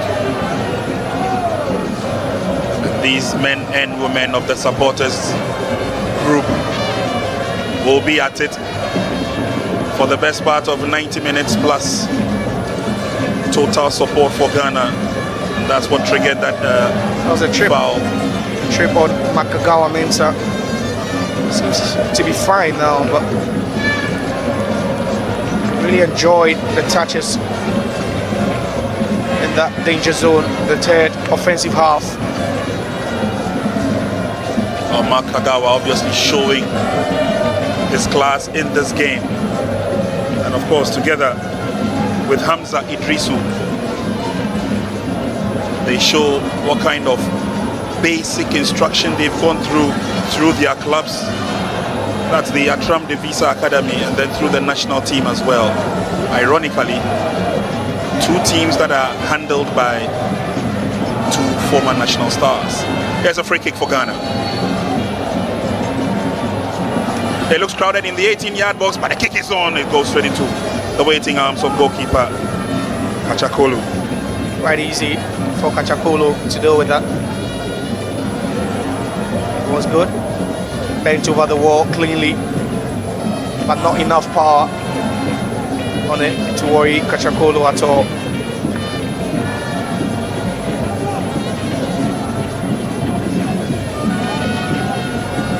Yes, Sapon gets the ball away from a danger zone. There's a tear off by Ayamga. He's bundled off the ball. Beninois have the advantage. Good play by the Beninois. 1, 2, 3 touches there in the half of the Starlets. That's a trip from behind. Claims innocent, and that was very innocently done by his team. Yeah, that was his team. Again, the Beninois trying to do what they do best. Catch the Starlets on the counter and seize Dean from the back. Bukari just bundles into the turf.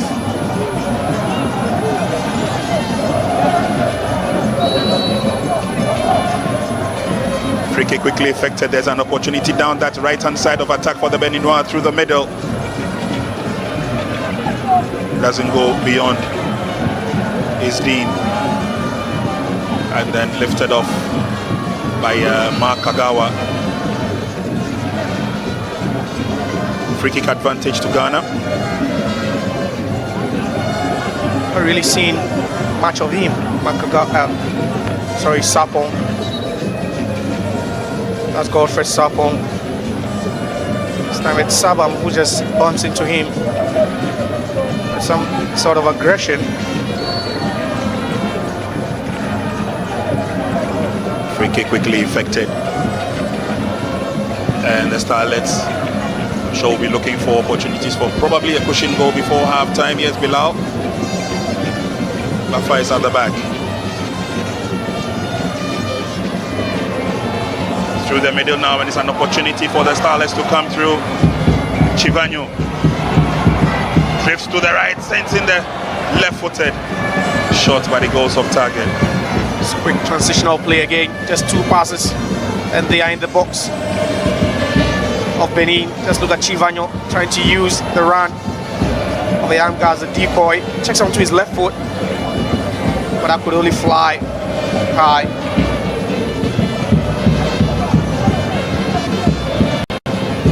Over the line it goes. We're into the last 60 seconds of the first half. And it's Benin 0, Ghana 2. Chivano through the middle. Can Nyamga get to the ball? No, he can't. So Benin will take advantage. They come forward through the middle. An opportunity, but the flag is already up. Flag is up.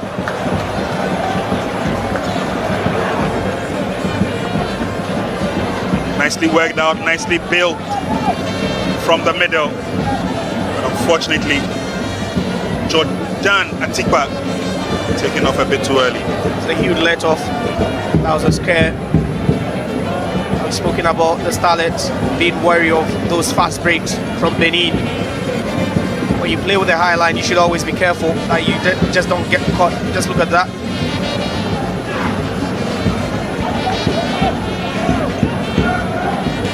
Bafa comes forward, 90 minutes of action. We have seen we doing 2 minutes of add-on time.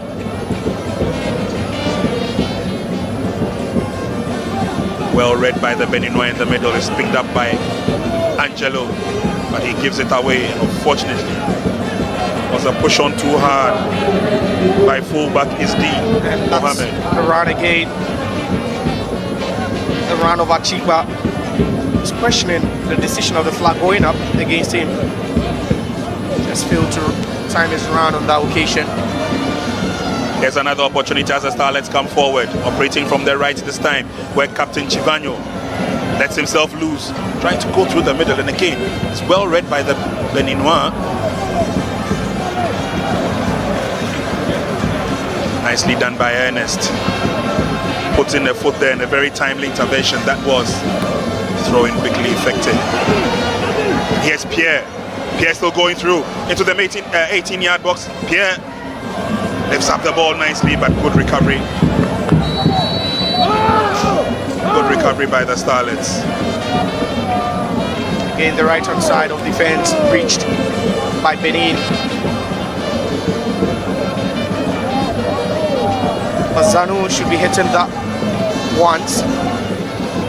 Just at a first glance, decided to take a couple of touches, and that was some good recovery by the Ghana defense. Game will continue, but the Beninois have also been threatening, especially down the left-hand side of the attack, where Pierre Gohun seems to be getting the better of Bafa when it comes to it. And of course, Jordan has not been clinical with his finishes. That gives Ghana the advantage to come forward. There's a daring run down that left flank once again, as Ayamga and Go come forward this time. Shot too feeble to beat Kachakolu. We have done 2 minutes of add-on time, and our center referee indicates that enough is enough as far as the first 45 minutes is concerned. Free-flowing encounter it has been between the young cheetahs of Benin and the Black Starlets of Ghana. 2 goals to the good in a space of 45 minutes. Puts them clearly in the driving seat as they head to the dressing room to re-strategize and come for the closing part of the match. 45 minutes of action, and at halftime it's Benin 0, Ghana 2.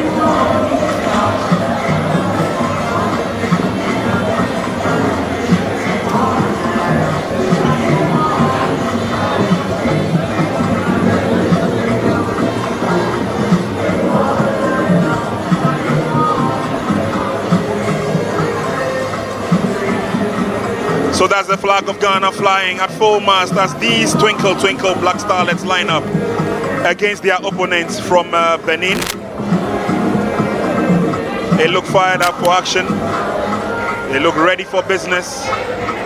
They exchange pleasantries with match officials and their opponents. The fans in the background clearly are here because of the Black Starlets. As center referee got us underway for the first 45 minutes of the encounter between Benin in white and Ghana in red.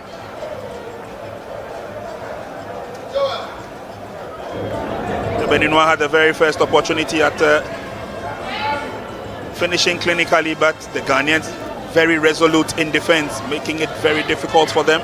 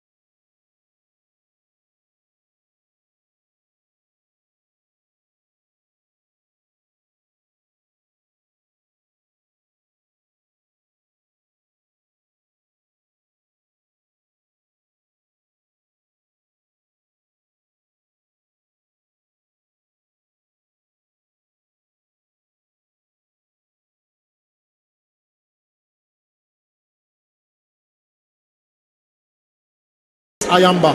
He popped up with the second goal. But if you look at the goals that Ghana scored, basically it was on the counter-attack. And the way they turn defense into attack speaks volume. That tells you that they bite at quick interval. Look here on this particular occasion. The transporter number, and that's Ayamba there on that occasion. The moment they won the ball in central midfield, the switch, and the way they located each other on top of the penalty box, for him to have that calmness and composure to put his laces through it with so much power, that tells you that the chaps, they know exactly, they bite like mad dogs in central midfield. They starve you off the ball, and the moment they get the ball, the only thing on their mind is they are running straight at you, and that is what these like Kingston starlets have in their armor. Yeah, there's no two ways about it, but you would imagine that the Beninois were not opening up in the first quarter. They were a little bit cagey, and then when they started going forward, you would see the 2 goals were more from a counter-attacking position. Who's impressed you most from the Starlet side? Well, I would say the pivot, 𝗭𝗎 spotting number 12 jersey. He is the center man. He's the linchpin between defense and attack. He has been very, very decent in his tackles in terms of team shape and organization. He has made sure that he has put every single player in check. But at the flip side, if you look at Joseph Nabi in the 11 jersey for Ghana, very, very exciting player on the wing. And I'm so much impressed with him. But the only negatives in that first 45 minutes is the Ghanaian goalkeeper. Yeah, let's talk about the positive. I mean, are we done with the positives?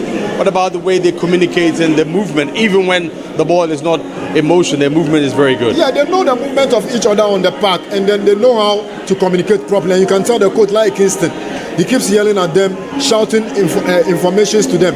But on 1 or 2 occasions, you can tell that the Ghana boys were over elaborative, and Benin carry threat. They really caused them 1 or 2 problems here and there. But the chap there again, number 18 shotted, Mark Kagawa Mensah, he scored. Yeah, this is a move that, you know, he whispers. I think this. It was a swift one. This one, it got flagged offside.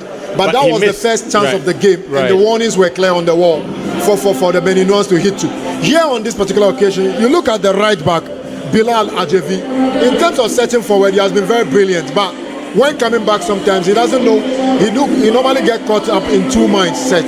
But the problem here is the Ghanaian goalkeeper. You look at the chap there on my left, very nimble-footed. And this is the first goal. Look at how he tinked the ball over the goalkeeper. Brilliant goal by Mark Kagawa. And that, you see, that's why I tell you, they bite like mad dogs. The moment you want possession, the only thing on their mind, they want to attack the penalty box. And here, that for an under 17 years old guy to execute that to perfection speaks volume. That tells you that he plays under a good gaffer. And this is the second goal. He only had one thing on his mind. It may have taken a slight deflection, but it was still positive play that led to the goal. He picked his spot, picked his moment, let fly. And at that particular point in time, there was nothing that the goalkeeper could do about that, thereby putting the Ghanaians 2 goals in the lead. And at this time, the Ghana team were basically having the game under control. And again, the chance president by 11 JC. What a player. He has caused them numerous problems in that first 45 minutes. And if they want to get a way out of this game, they've got to put brakes on him. Because he has been a thorn in their flesh. Joseph Nabi spotted number 11 JC has been a thorn in their flesh. And the Ghanaian goalkeeper, the over-elaboration is just too much. Is it overconfidence or over-elaboration? Well, I don't know who told him that anytime he has ball at his feet, he has to play to the holding midfielder. And he has fumbled 3 times. And if the Beninois coach is smart enough, he should be able to tell someone to stand on Ghana's number 12, 𝗭𝗎, who is the holding midfielder. Because the goalkeeper alone lost to play the ball to him, and he has fumbled 3 times. Like Kingston should have spotted this and tell him that he should learn to play to the left wing back or the right wing back, because I don't think he will be 4th time lucky. All right, second half about to kick off, and of course it's Prince Anan and Josiah Okokwe to give us the second half. Welcome back. Just about to bring you the second half. The Beninois will start the second half with a change. Fresh limbs are needed in the game, and so they fancy on the services of Akinocho in the number 19 jersey. And they're pulling out a player who I thought gave a little bit of headache to the likes of Bilal. That's Pierre Gohoun. Pierre Gohoun is off. And I'll get to Josiah in a second to give us the meanings or the readings into why this change. But here we go, second 45 minutes of the game involving Benin and Ghana. First half ended Benin 0, Ghana 2. Ghana in the all-red outfit are now playing from right to left. And quickly it will be the Beninois who would fancy their chances of a first opportunity. Player goes down. Was he dragged? Referee thought so, and I thought so too. Free kick. That's a great way to begin the second half from Benin. Let's look at how they've just made inroads already, and it's that change that has brought a little bit of impact, if I should say. Gohun just going off for Kinoko, who started in that game, that 1-0 loss to Côte d'Ivoire. It should be a potent attack to give some headache to the centre-back pairing of Idris and also Bafa, who have been on a virtual holiday in the first 45. It's a free kick, and the first of its kind in the second half. It goes to the Beninois captain Angelo. Drills one, but blocked by the wall. Sapong was in there and clears out.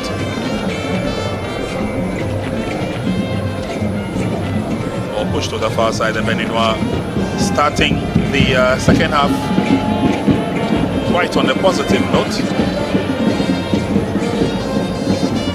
Ghana maintain their composure and possession. Ernest gives the ball away and then eventually is driven into enemy territory.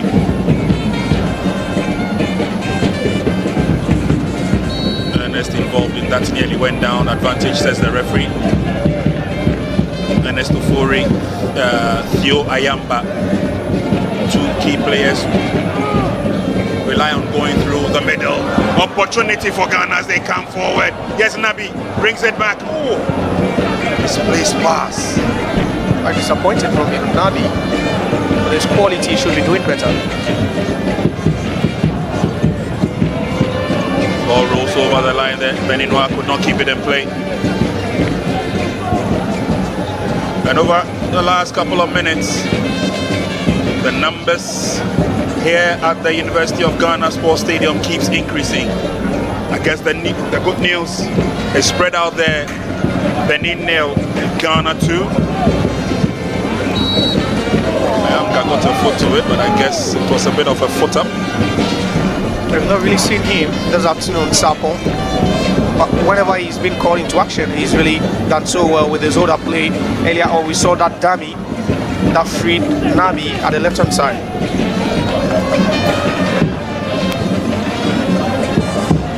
Nabi goes down. A little bit of an obstruction there. Was just about getting ready to tear off. As well, he's about Nabi, very pacey, skillful. Just look at that nutmeg with cheeky ease. Just to go around his marker. But they need to put him on the ball more often, because every single time he's been on the ball, something delightful has occurred to Ghana. Ghana in total control at the stage before his flick. And he gives the ball away before Sapong could get to it.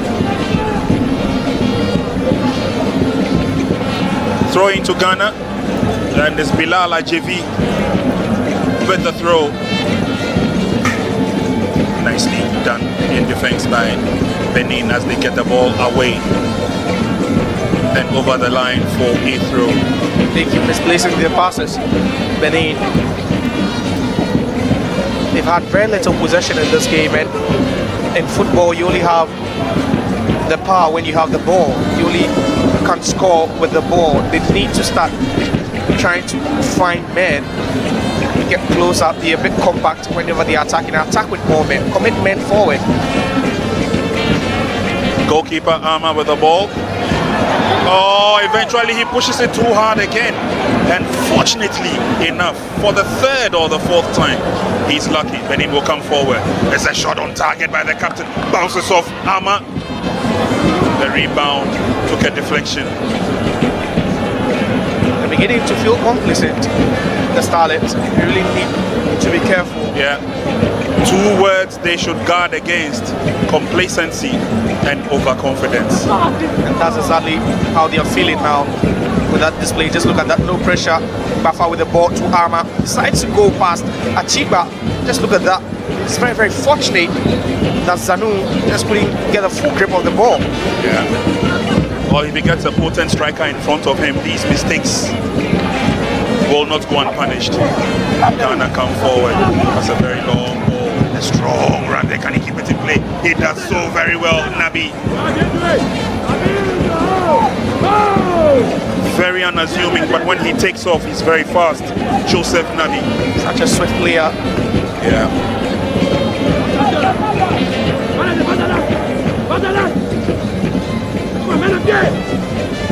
1-2 by Ghana. Sapon goes down. Can he get to the ball? No. Chasing for it is his lead.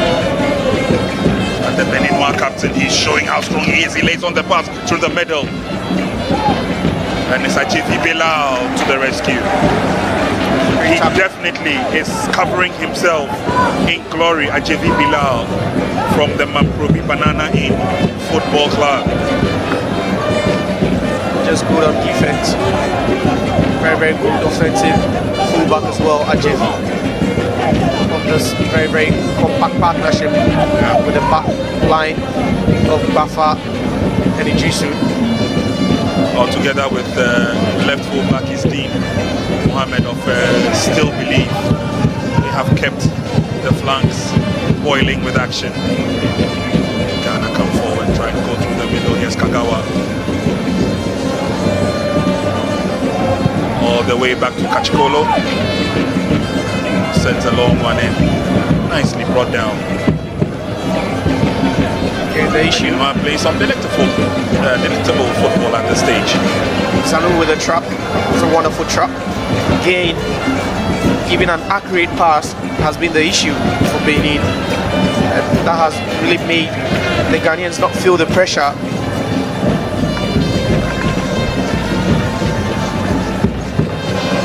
Yes, Angelo sends it all the way back, trying to hold it in check there. That did not work. Benin have a lot of trouble.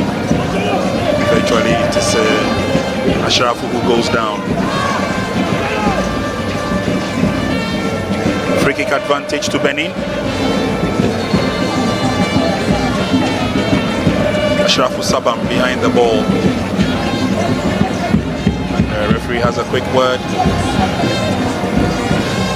with the 2 players on the field of play. He wants fair play, he says.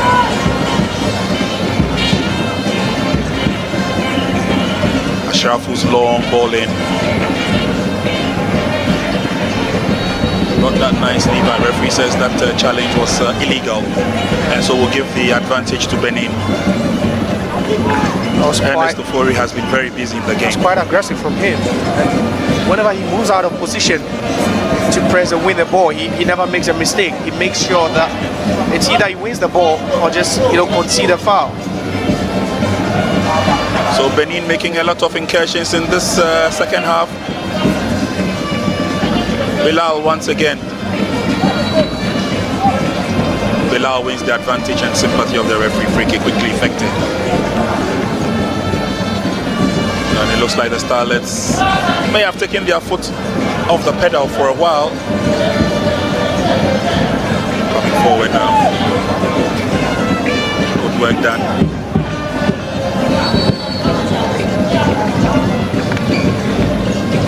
Hamza Idrisu has also been stalwart in defense. It was a bit nasty from Bukari.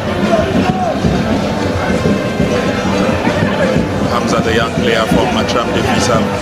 Nabi has been set loose again. This time the Benin will not take chances. It's a throw-in to Ghana. Nabi and Akibo is very much wary of the threat he poses. You have to keep it simple with that clearance.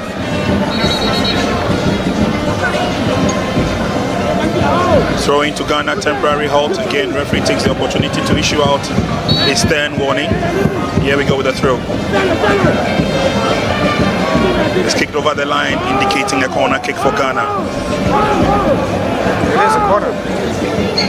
I think that's the right call from the referee. And again, I tend to agree with you, Josiah. We've not seen Steel Belief's Sapong in full effect in this game. He's been in some tight corners and has a few half opportunities, but clearly not seen him yet. Here comes the corner kick.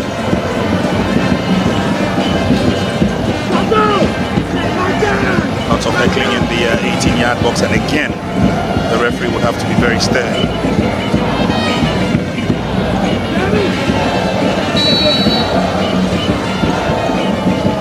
Held it nicely. Goalkeeper does very well. Kachakolo tipping it over the top for yet another corner kick, expertly taken by Benjamin Chivanyo. That would have been the goal of the tournament, or probably a goal of the tournament contender at JV, straight from the corner kick.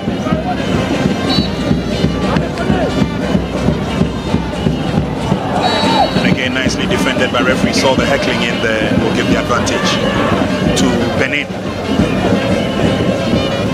Talk about the tempo from the Starlet, and it's just similar to how they started the game. In the first, we saw them off the pace for a while. Then, when they just stepped up first gear, they moved to first gear. It was a different story. Ayamka lays on the pass through the middle. Nice an opportunity for Nabi. Joseph gets to it. Oh, clearly. That was an offense. He's asking for committed by the player.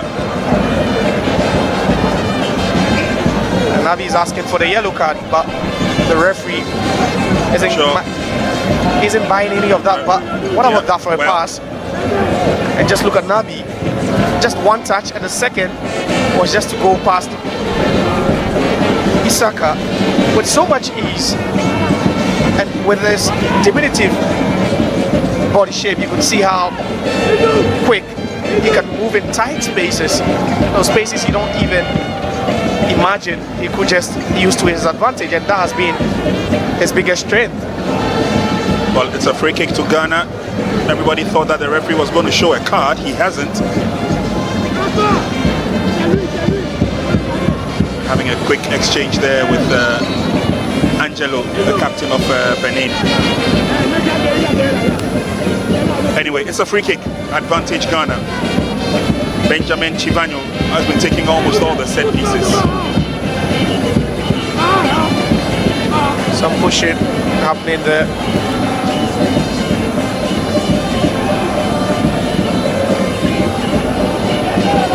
Some stand warning as well. But the Benin are complaining that the Ghanaians are overshadowing their wall. Benjamin Chivanyo with a free kick. He drills it, but it goes well over the top. Chivanyo really struggled at the right hand side. That was a good bend on the ball.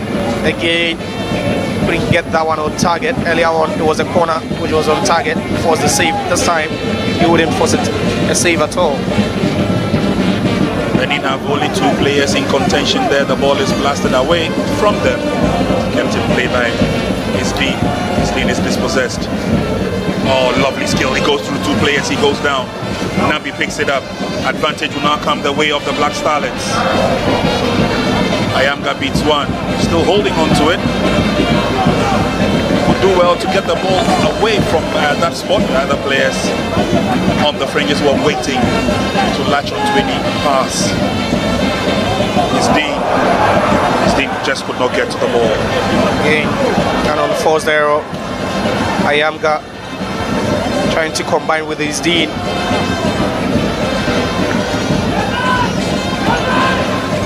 Nicely taken out of that defensive situation by ภิkpakpa. Benin has the advantage now. Here's the captain, Angelo. Consistency from Angelo, the captain of Benin. He plays for the 𝗭𝗢 Academy in Benin. Ayamga. Nabi. Ayamga. It's a bit too far-fetched for Nabi. He obviously would not get to the ball. Again, communication an issue for the Starlets. You can see Nabi taking off, had so much space in front of him. Just was expecting an accurate pass into space from Ayanga. Once again, overhit that one. They've been inconsistent with the way they build up. Sometimes communication has been an issue for them. As you'd say, it's a young team, the Starlets. I'm just wondering what the head coach will have to say after this performance.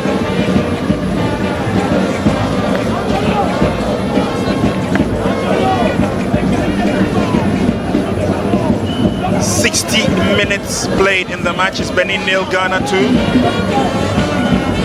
Supporters doing their own thing, keeping the support coming. All went over the line, says the assistant referee.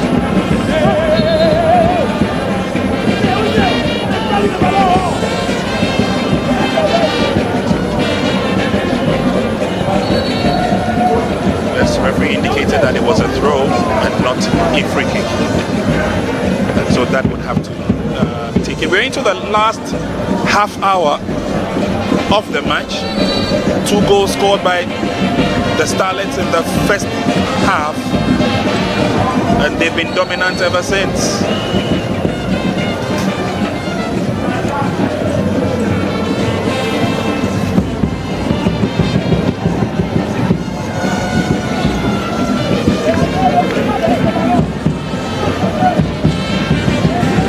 Forward now, there's the Black Starlets. They try and go through the middle. Ball could not get too close to Sabo.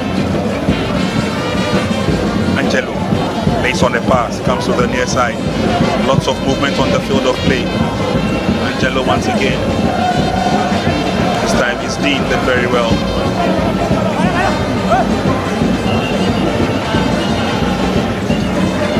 The Beninois trying to step up their game a bit. This point is just go for it all, or you lose everything. Angelo tries to spread play to the far side. It's dealt with nicely by the Starlets. And now it's Benjamin Chivano. He revs his engine as he comes forward as captain versus captain. And the Beninois captain at the disadvantage as he brings down the swift Ghanaian captain Benjamin Chivano. Great from Chivano. That is Akomola. Just stop him in his tracks. Was advancing towards the box, the 18-yard box of Benin. See the back line backpedaling on that occasion, allowing him space. Akomola wasn't taking any chances at all. Free kick to the Black Starlets.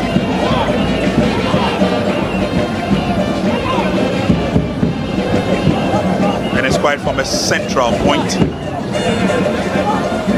Angelo goes into the referee's box. And Chivano stands behind the ball, fancying a right-footed drive. Or could it be a left-footed one? Yes, it is. Keeper smothers that nicely. That was the effort from Kagawa Mensah. Steve sends the ball back. Ernest does very well to get to it. He's being heckled, but will still stand strong. And that was the strike from Ayanga straight at Kachakolo.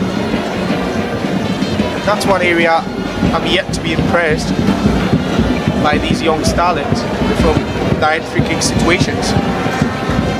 Well, it's now time for Coach Kingston to bring in some fresh limbs, and it's good to see Naughty coming back onto the field. But let's walk you through it. It's Ebenezer who is coming on for Captain Benjamin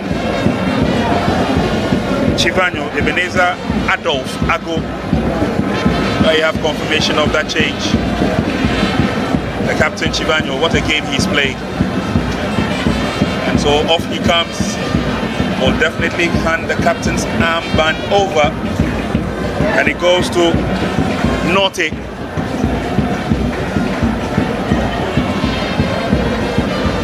Abdullahi Naughty is on. Or is just about to come on. Well, there he goes. Then Benjamin Hansen is also getting ready to come and play his part.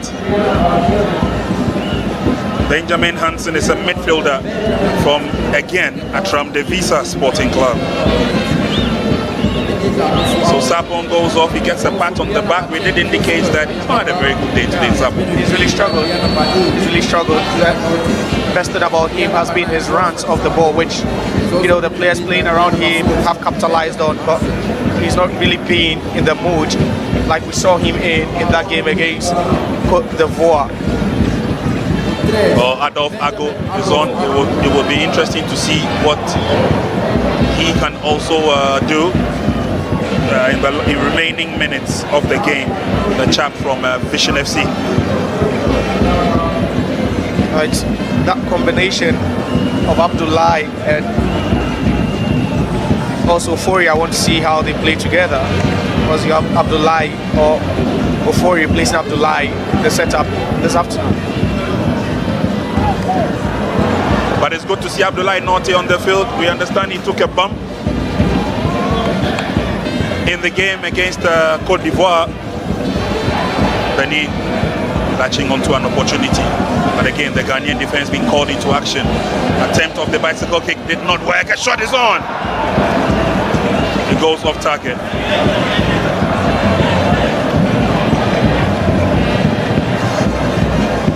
Got the best of strikes from Akinoko. You can see again mayhem in the defense of the Starlets, and Akinoko capitalizing on that. That was just not needful at that point. That wasn't needed at all. Trying to, you know, clear that ball using that overhead kick. They need to be very, very careful, and you can see the frustration from the head coach. He feels they should have at least had a goal already.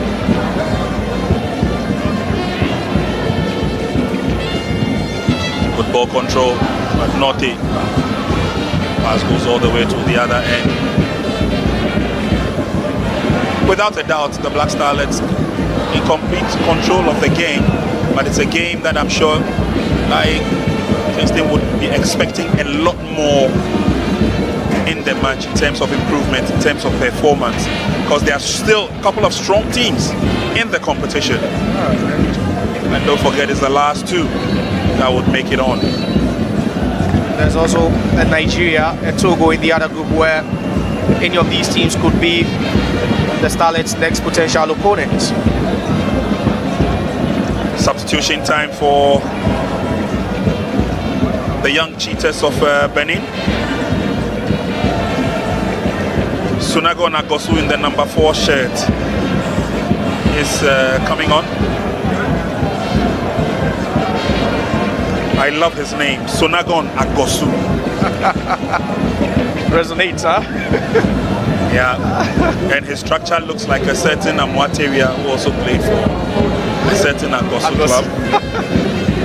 So it's good to have him on. He started in the last game, Agosu, as an attacking midfielder. Could only start from the bench. Then this one against the Starlets. I'm sure the Benin coach has read through the minds of the Ghanaians and observing what they are playing. That's Agosu's first shot. Oh, goalkeeper Ama nearly spilled it again. And they need to be very, very careful. The Starlets. Ghana is tearing away now on the right again. Over pushed and player goes down in the process.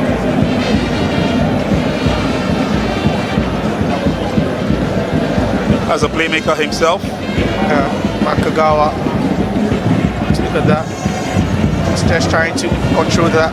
You could see it was Zato clipping him on that occasion.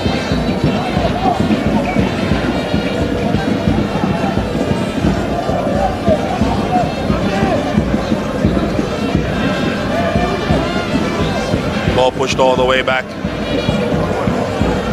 Bafa will then launch a long ball forward, go straight to an opponent. Game will continue. No. Ball did cross the line. Advantage will go to Ghana. Just not been sharp enough. They lack the cutting edge. Benin this afternoon. they had been clinical enough, maybe they could have had a goal in this game. They've had some good chances come their way by virtue of the fact that the Starlets have made some errors at the back. Naughty opts for a back pass to 𝗭𝗧. 𝗭𝗧 still with the ball. Eventually it's a long delivery forward. No, he can't. 𝗭𝗎𝗓 all across the line before he even took off. And it seems after that triple substitution from 𝗨𝟑 Kingston, 𝗭𝗎𝗓 has moved to an advanced role as a right winger. We have Agus slotting in as a right back. Trying to take advantage of Bilal's speed and energy levels. We have done 70 minutes in the game, edging closely towards full time. And it's a comfortable 2-goal advantage that the Black Starlets have over Benin. Remember, Benin lost to 𝗨 d'Ivoire by 1-0. The scoreline remains the same. It could be the last we'll see of our visitors from Benin. Okay, to play Naughty did not go for the header. Throw-in advantage to Ghana.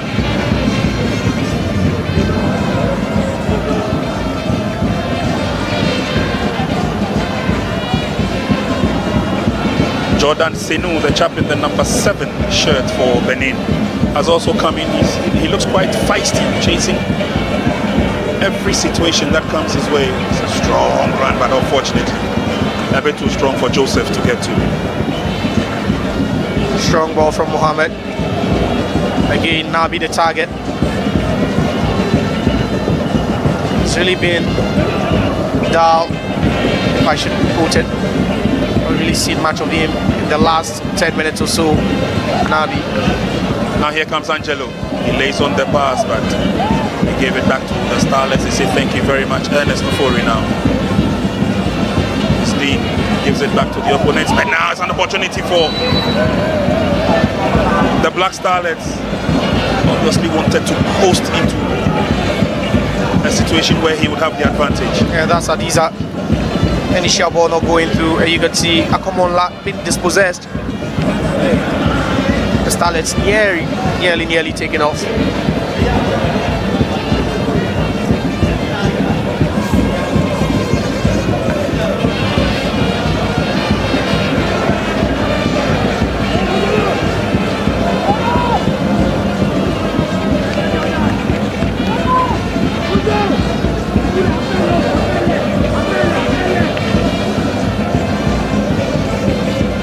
Throw-in to Ghana, quickly effected. Then they give it back to Benin. Lovely fighting spirit from Naughty. He sets up the pass. Naughty is still following up on that, but ball could not get to him. Still in contention, Black Starlets as they come forward, got tackle. And then eventually blasted away.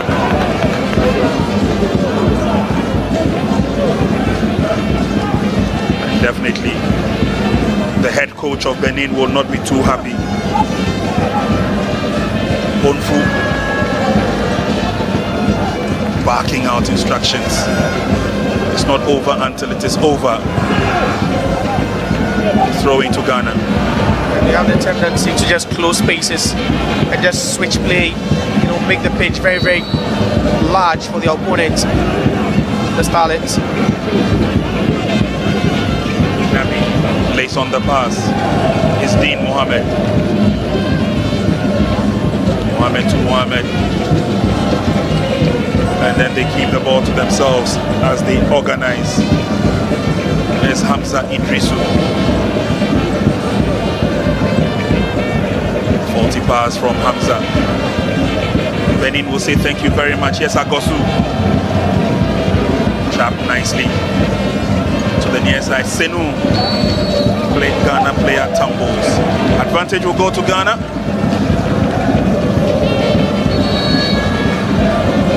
Senu the culprit over there.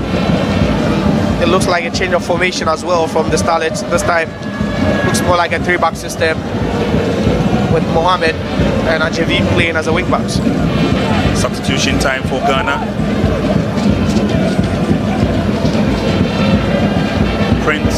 Charles Amwa is coming on for Isdeen Mohammed.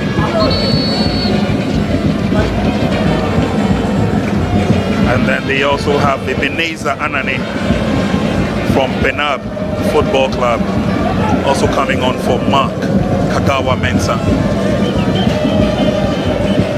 Tactical changes being made by 𝗨 Kingston as they go for the water break, but obviously he would want to ensure, if not add up to the 2 goals that he scored earlier on. And they are in pole position now after that thumping 5-1 victory in the first game of the tournament, and having a comfortable 2-0 lead here. I think it's almost but done for them. They know that they are in the next round of the competition, but it's about being consistent with their performance and not dropping the level. They've set a standard for themselves, and I believe that's what 𝗨 Kingston will be looking at, how they finish on a high note. That's one thing. You can see the changes he's made already. It's a 3-back system now, and you can see Nabi not playing as a left winger, but rather as an inside forward. Fans here really enjoying themselves. It's been worth their while joining us at the University of Ghana Sports Stadium for this afternoon's encounter. Benin 0, Ghana 2. We have done 75 minutes of the match. We're into the last quarter now. And it looks like there's satisfaction clearly written on the faces of the fans who are here. At least they love what they've seen so far. Former Ghanaian internationals are also in there. Just gone by was Moses Kofi. I've also noticed that Rahim Ayew is also here watching the game. Ghana step forward, but of course stop the tracks there. It's a careful build-up, but not too careful for Prince Charles Amwa. 𝗭𝗎 to the rescue. It's lovely defended from 𝗭𝗎. Just look at that. It was Akinoko trying to round him. Just go past him and show great strength and stamina over there. Yeah, and use his long legs to advantage as well, 𝗭𝗎.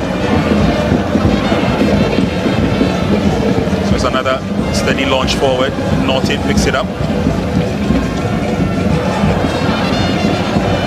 Oh, took his eye off the ball. Fortunately, there was nobody there to challenge. That was a burst of activity for Nabi. Through the middle. Opportunity for Ghana.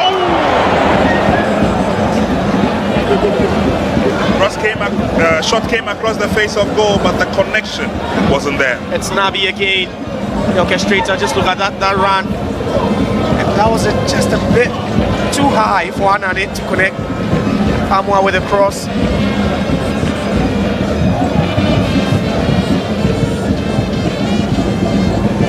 The tide will now turn to the opposite direction as Benin try to go forward.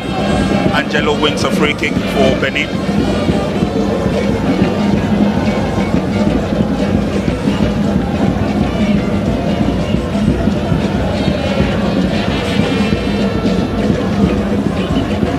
It's drilled in long. Ball control. Go around his marker. Oh, Sanu does very well. Still with Sanu. Nothing came out of it. Will it be an advantage for Ghana to move forward? There's a dash on the right once again. How far can his legs carry him? He's still going forward, but again, it's the final touch that lets them down. Quite boisterous from Anane, trying to do it all on his own, despite having support around him. See about 3 or 4 Benin players in his way. He had a good cameo appearance in the first game against Côte d'Ivoire. Well, I'll tell you what, Josiah, there are pockets of groups here at the stadium doing their own things, their own thing in terms of the jama and the dancing. For a game at the under-17 level, you still be marveled by the amount of support these young lads are getting. Yeah, and they deserve not just in this game, but also in the first game against Côte d'Ivoire. Thrown quickly affected by Amwa. Goes all the way back, Hamza.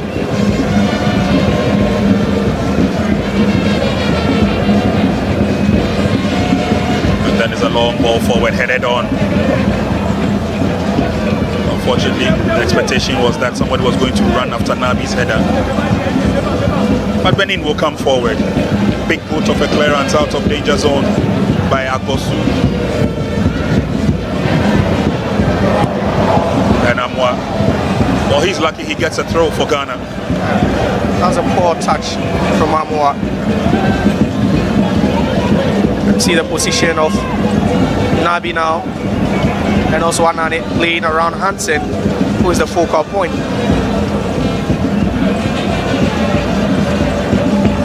Good skill as they drift past one, and now opportunities being created by Team Ghana again. It's that final pass, upward bounce, let them down. Recovered nicely in defense by Bafa. Lovely touches, keeping the ball to themselves. The fans applaud. They love what they're seeing as Ofori goes down and Ghana have a free kick. And as the Beninois getting more frustrated by the minute.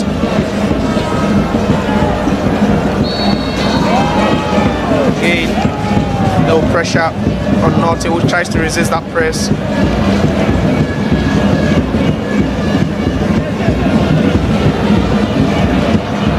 Forward thrust there by Ghana. Amwa now. We've seen him deliver a cross once, but nothing happened out of it. And nothing will happen out of this one too.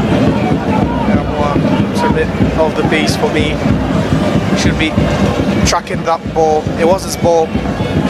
For a minute, felt he wasn't going to get at the end of it before trying to sprint again to get that, but it was too late.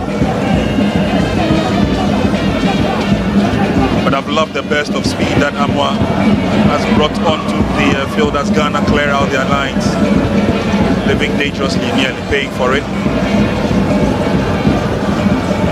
Good work done. Oh, that's a strong one, a 50-50 challenge. That was dangerous, very, very dangerous. Just look at that. Just two-footed challenges. That was very, very dangerous. Very, very lucky not to have been carded by the referee. Yeah, Benjamin Hansen. Glad he's not on the injury list from that tackle. But the game will continue. Angelo turns round, quick pass. Hamza goes down, advantage will still stay with Benin as they come forward. Effort coming from Jordan Senu. Amwa takes over now. Here's the captain, Norte. There's a composure with which they play with. Yeah, so carefully controlled. Not wanting to give the ball away. It's a long pass. The Beninois would have the advantage.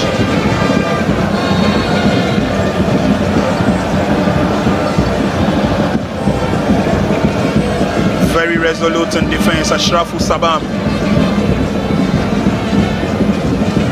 Very uncompromising nature, would not want the ball to go past him. Certainly not.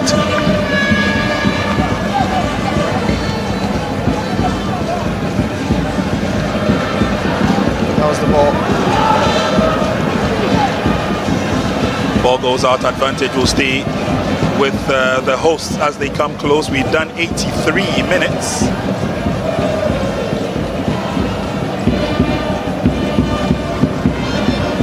They could score at least one more Starlets. Ghana trying to come through the middle, but three white shirts and they get the ball away. Good turn, trying to play the 1-2 with the Agosu. Agosu lays on the pass. And it's now an advantage for Benin as they come through. Lovely pass. They only have one player in the 18-yard box. Norte will have the easiest of task of clearing. The attack of the Beninois has looked a bit fragile for me. They've not attacked with numbers.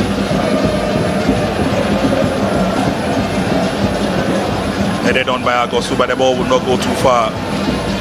Bafa plays the 1-2 with Norte and eventually is cleared out of danger zone.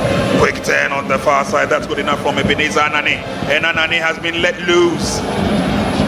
Still darting forward, Anane. He's been hotly challenged by Angelo. Referee has given a free kick to the Starlets.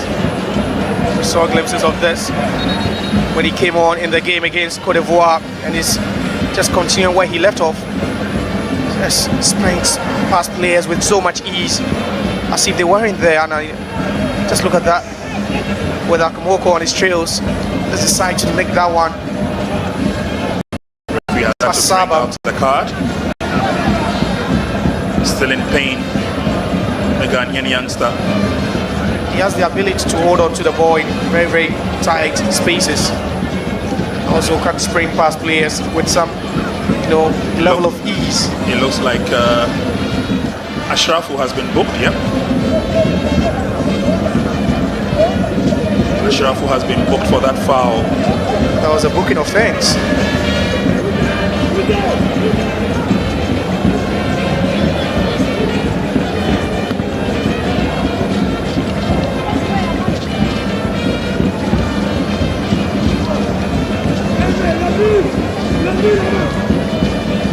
Free kick will be on any moment from now.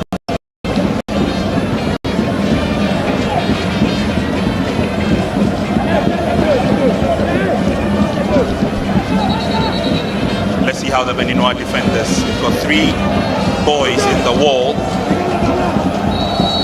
Referee blows the whistle. Opportunity for the Black Starlets is drilled in, but against the wall. Coming off the body of Captain Angelo. And it's a corner kick. Good job. That's a job on that occasion. That was a tall wall. Zato, Sabam, all forming that wall, 3-man wall for Benin.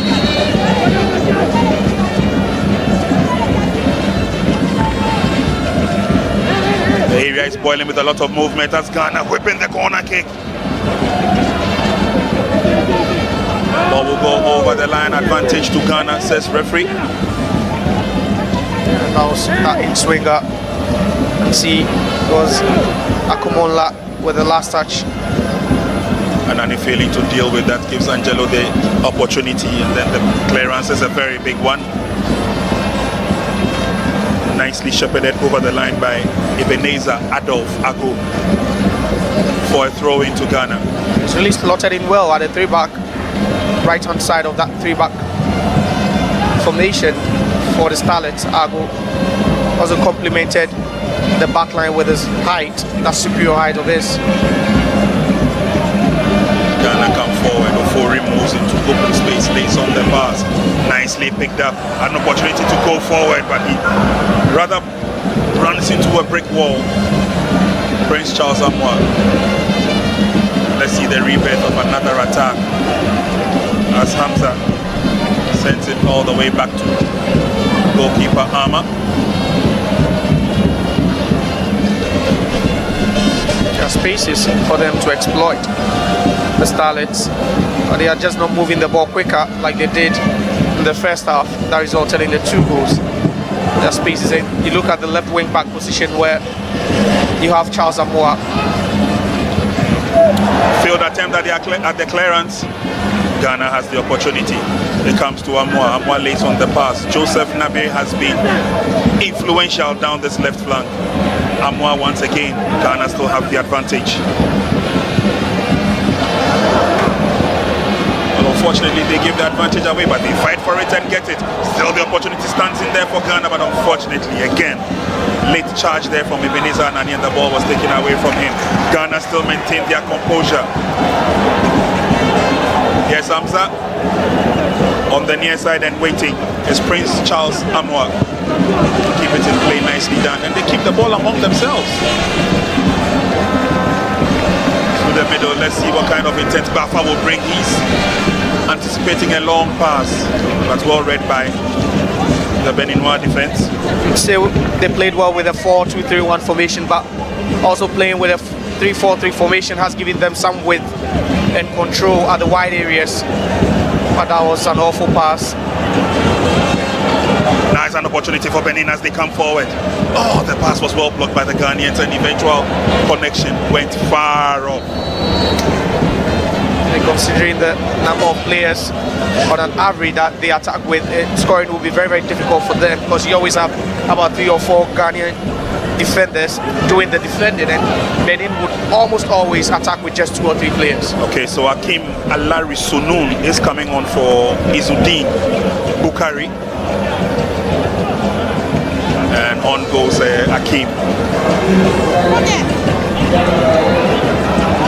privilege to have a cross-section of Ghanaians watching this game very close up and personal from the University of Ghana Stadium, especially our former legends, the former Black Star players. They are here in their numbers watching the game, as we told you earlier on. Privileged to have the likes of Rahim Ayew and others. Joseph, unfortunately, had wanted to bring the ball back, but put his foot up, and there you see the Beninois defenders complaining. That's a bookable offense. That's a bookable offense. Nabi with that high boots over there.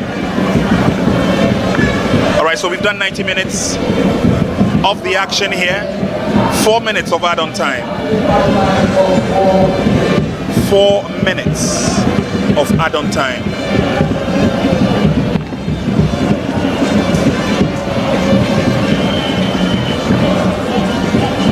Well, anxious moments there, especially when Ghana have an opportunity trying to get a goal.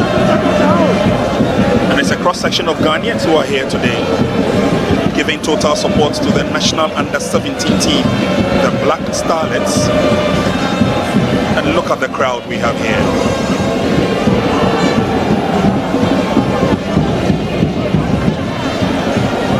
They've enjoyed the game. It's been 90 minutes of action. Ghana still leads by that comfortable 2-0 advantage, which means Ghana more or less have 2 feet in the semi-final. And the faces of the young men you saw out there is the visiting Mozambican national team who are here in the country. Throwing to Benin. And Benin come forward. Ghana mass up in defense.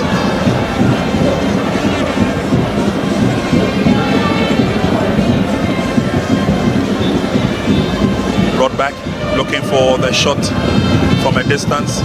Angelo brings it to the near side and finds Sunangon.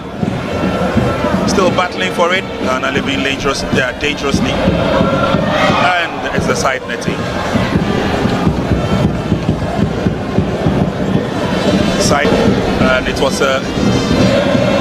Agosu who hit the side netting. Yeah, that was the long diagonal ball, failing to deal with it. Bafa Agosu just tries so well. Let's look at that shot, trying to beat Ama at the near post. Kudos to these supporters. It is their continued presence and continued rendition of various Chama songs,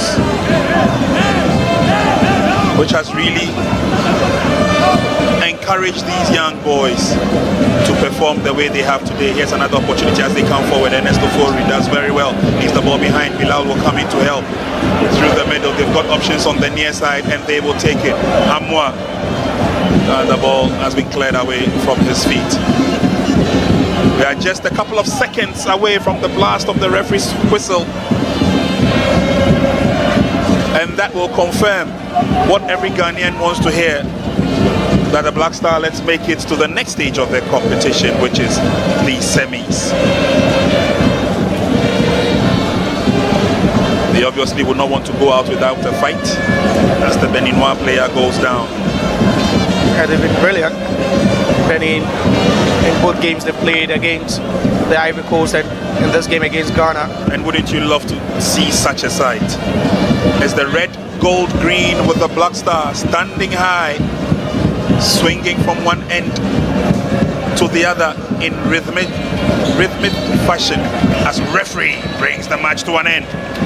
It's all over. It's been a tough game for 𝗨 Kingston. He goes over to congratulate the assistant referee and his opposite number as well. Show of sportsmanship.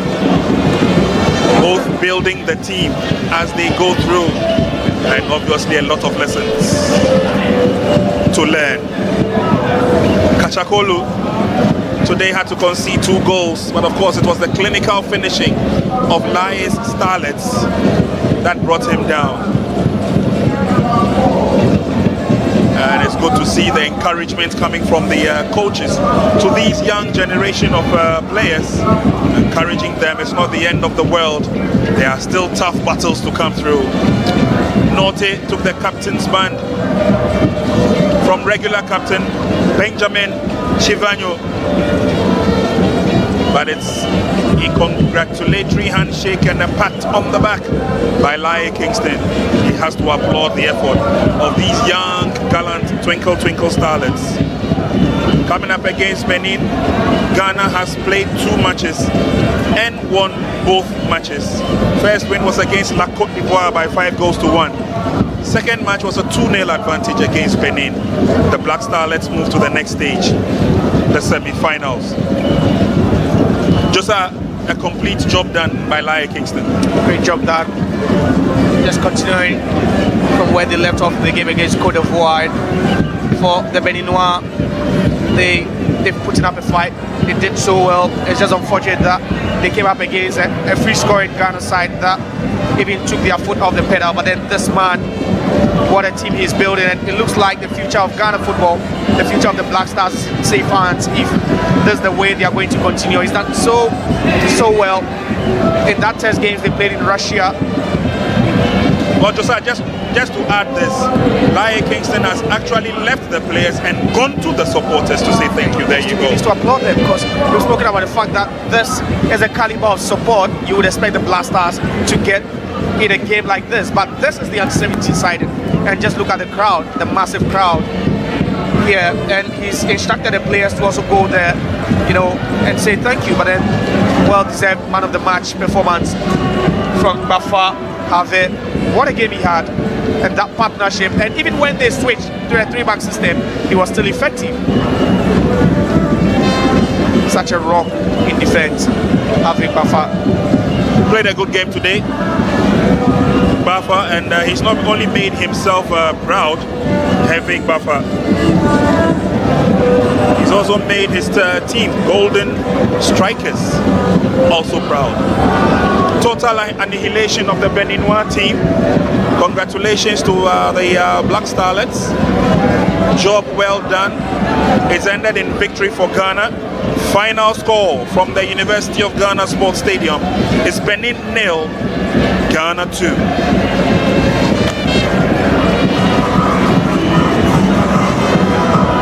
So the teams came out for the second half, all guns blazing, especially the Beninois team, who saw or played some constructive football, but just could not go past the defense of the Black Starlets.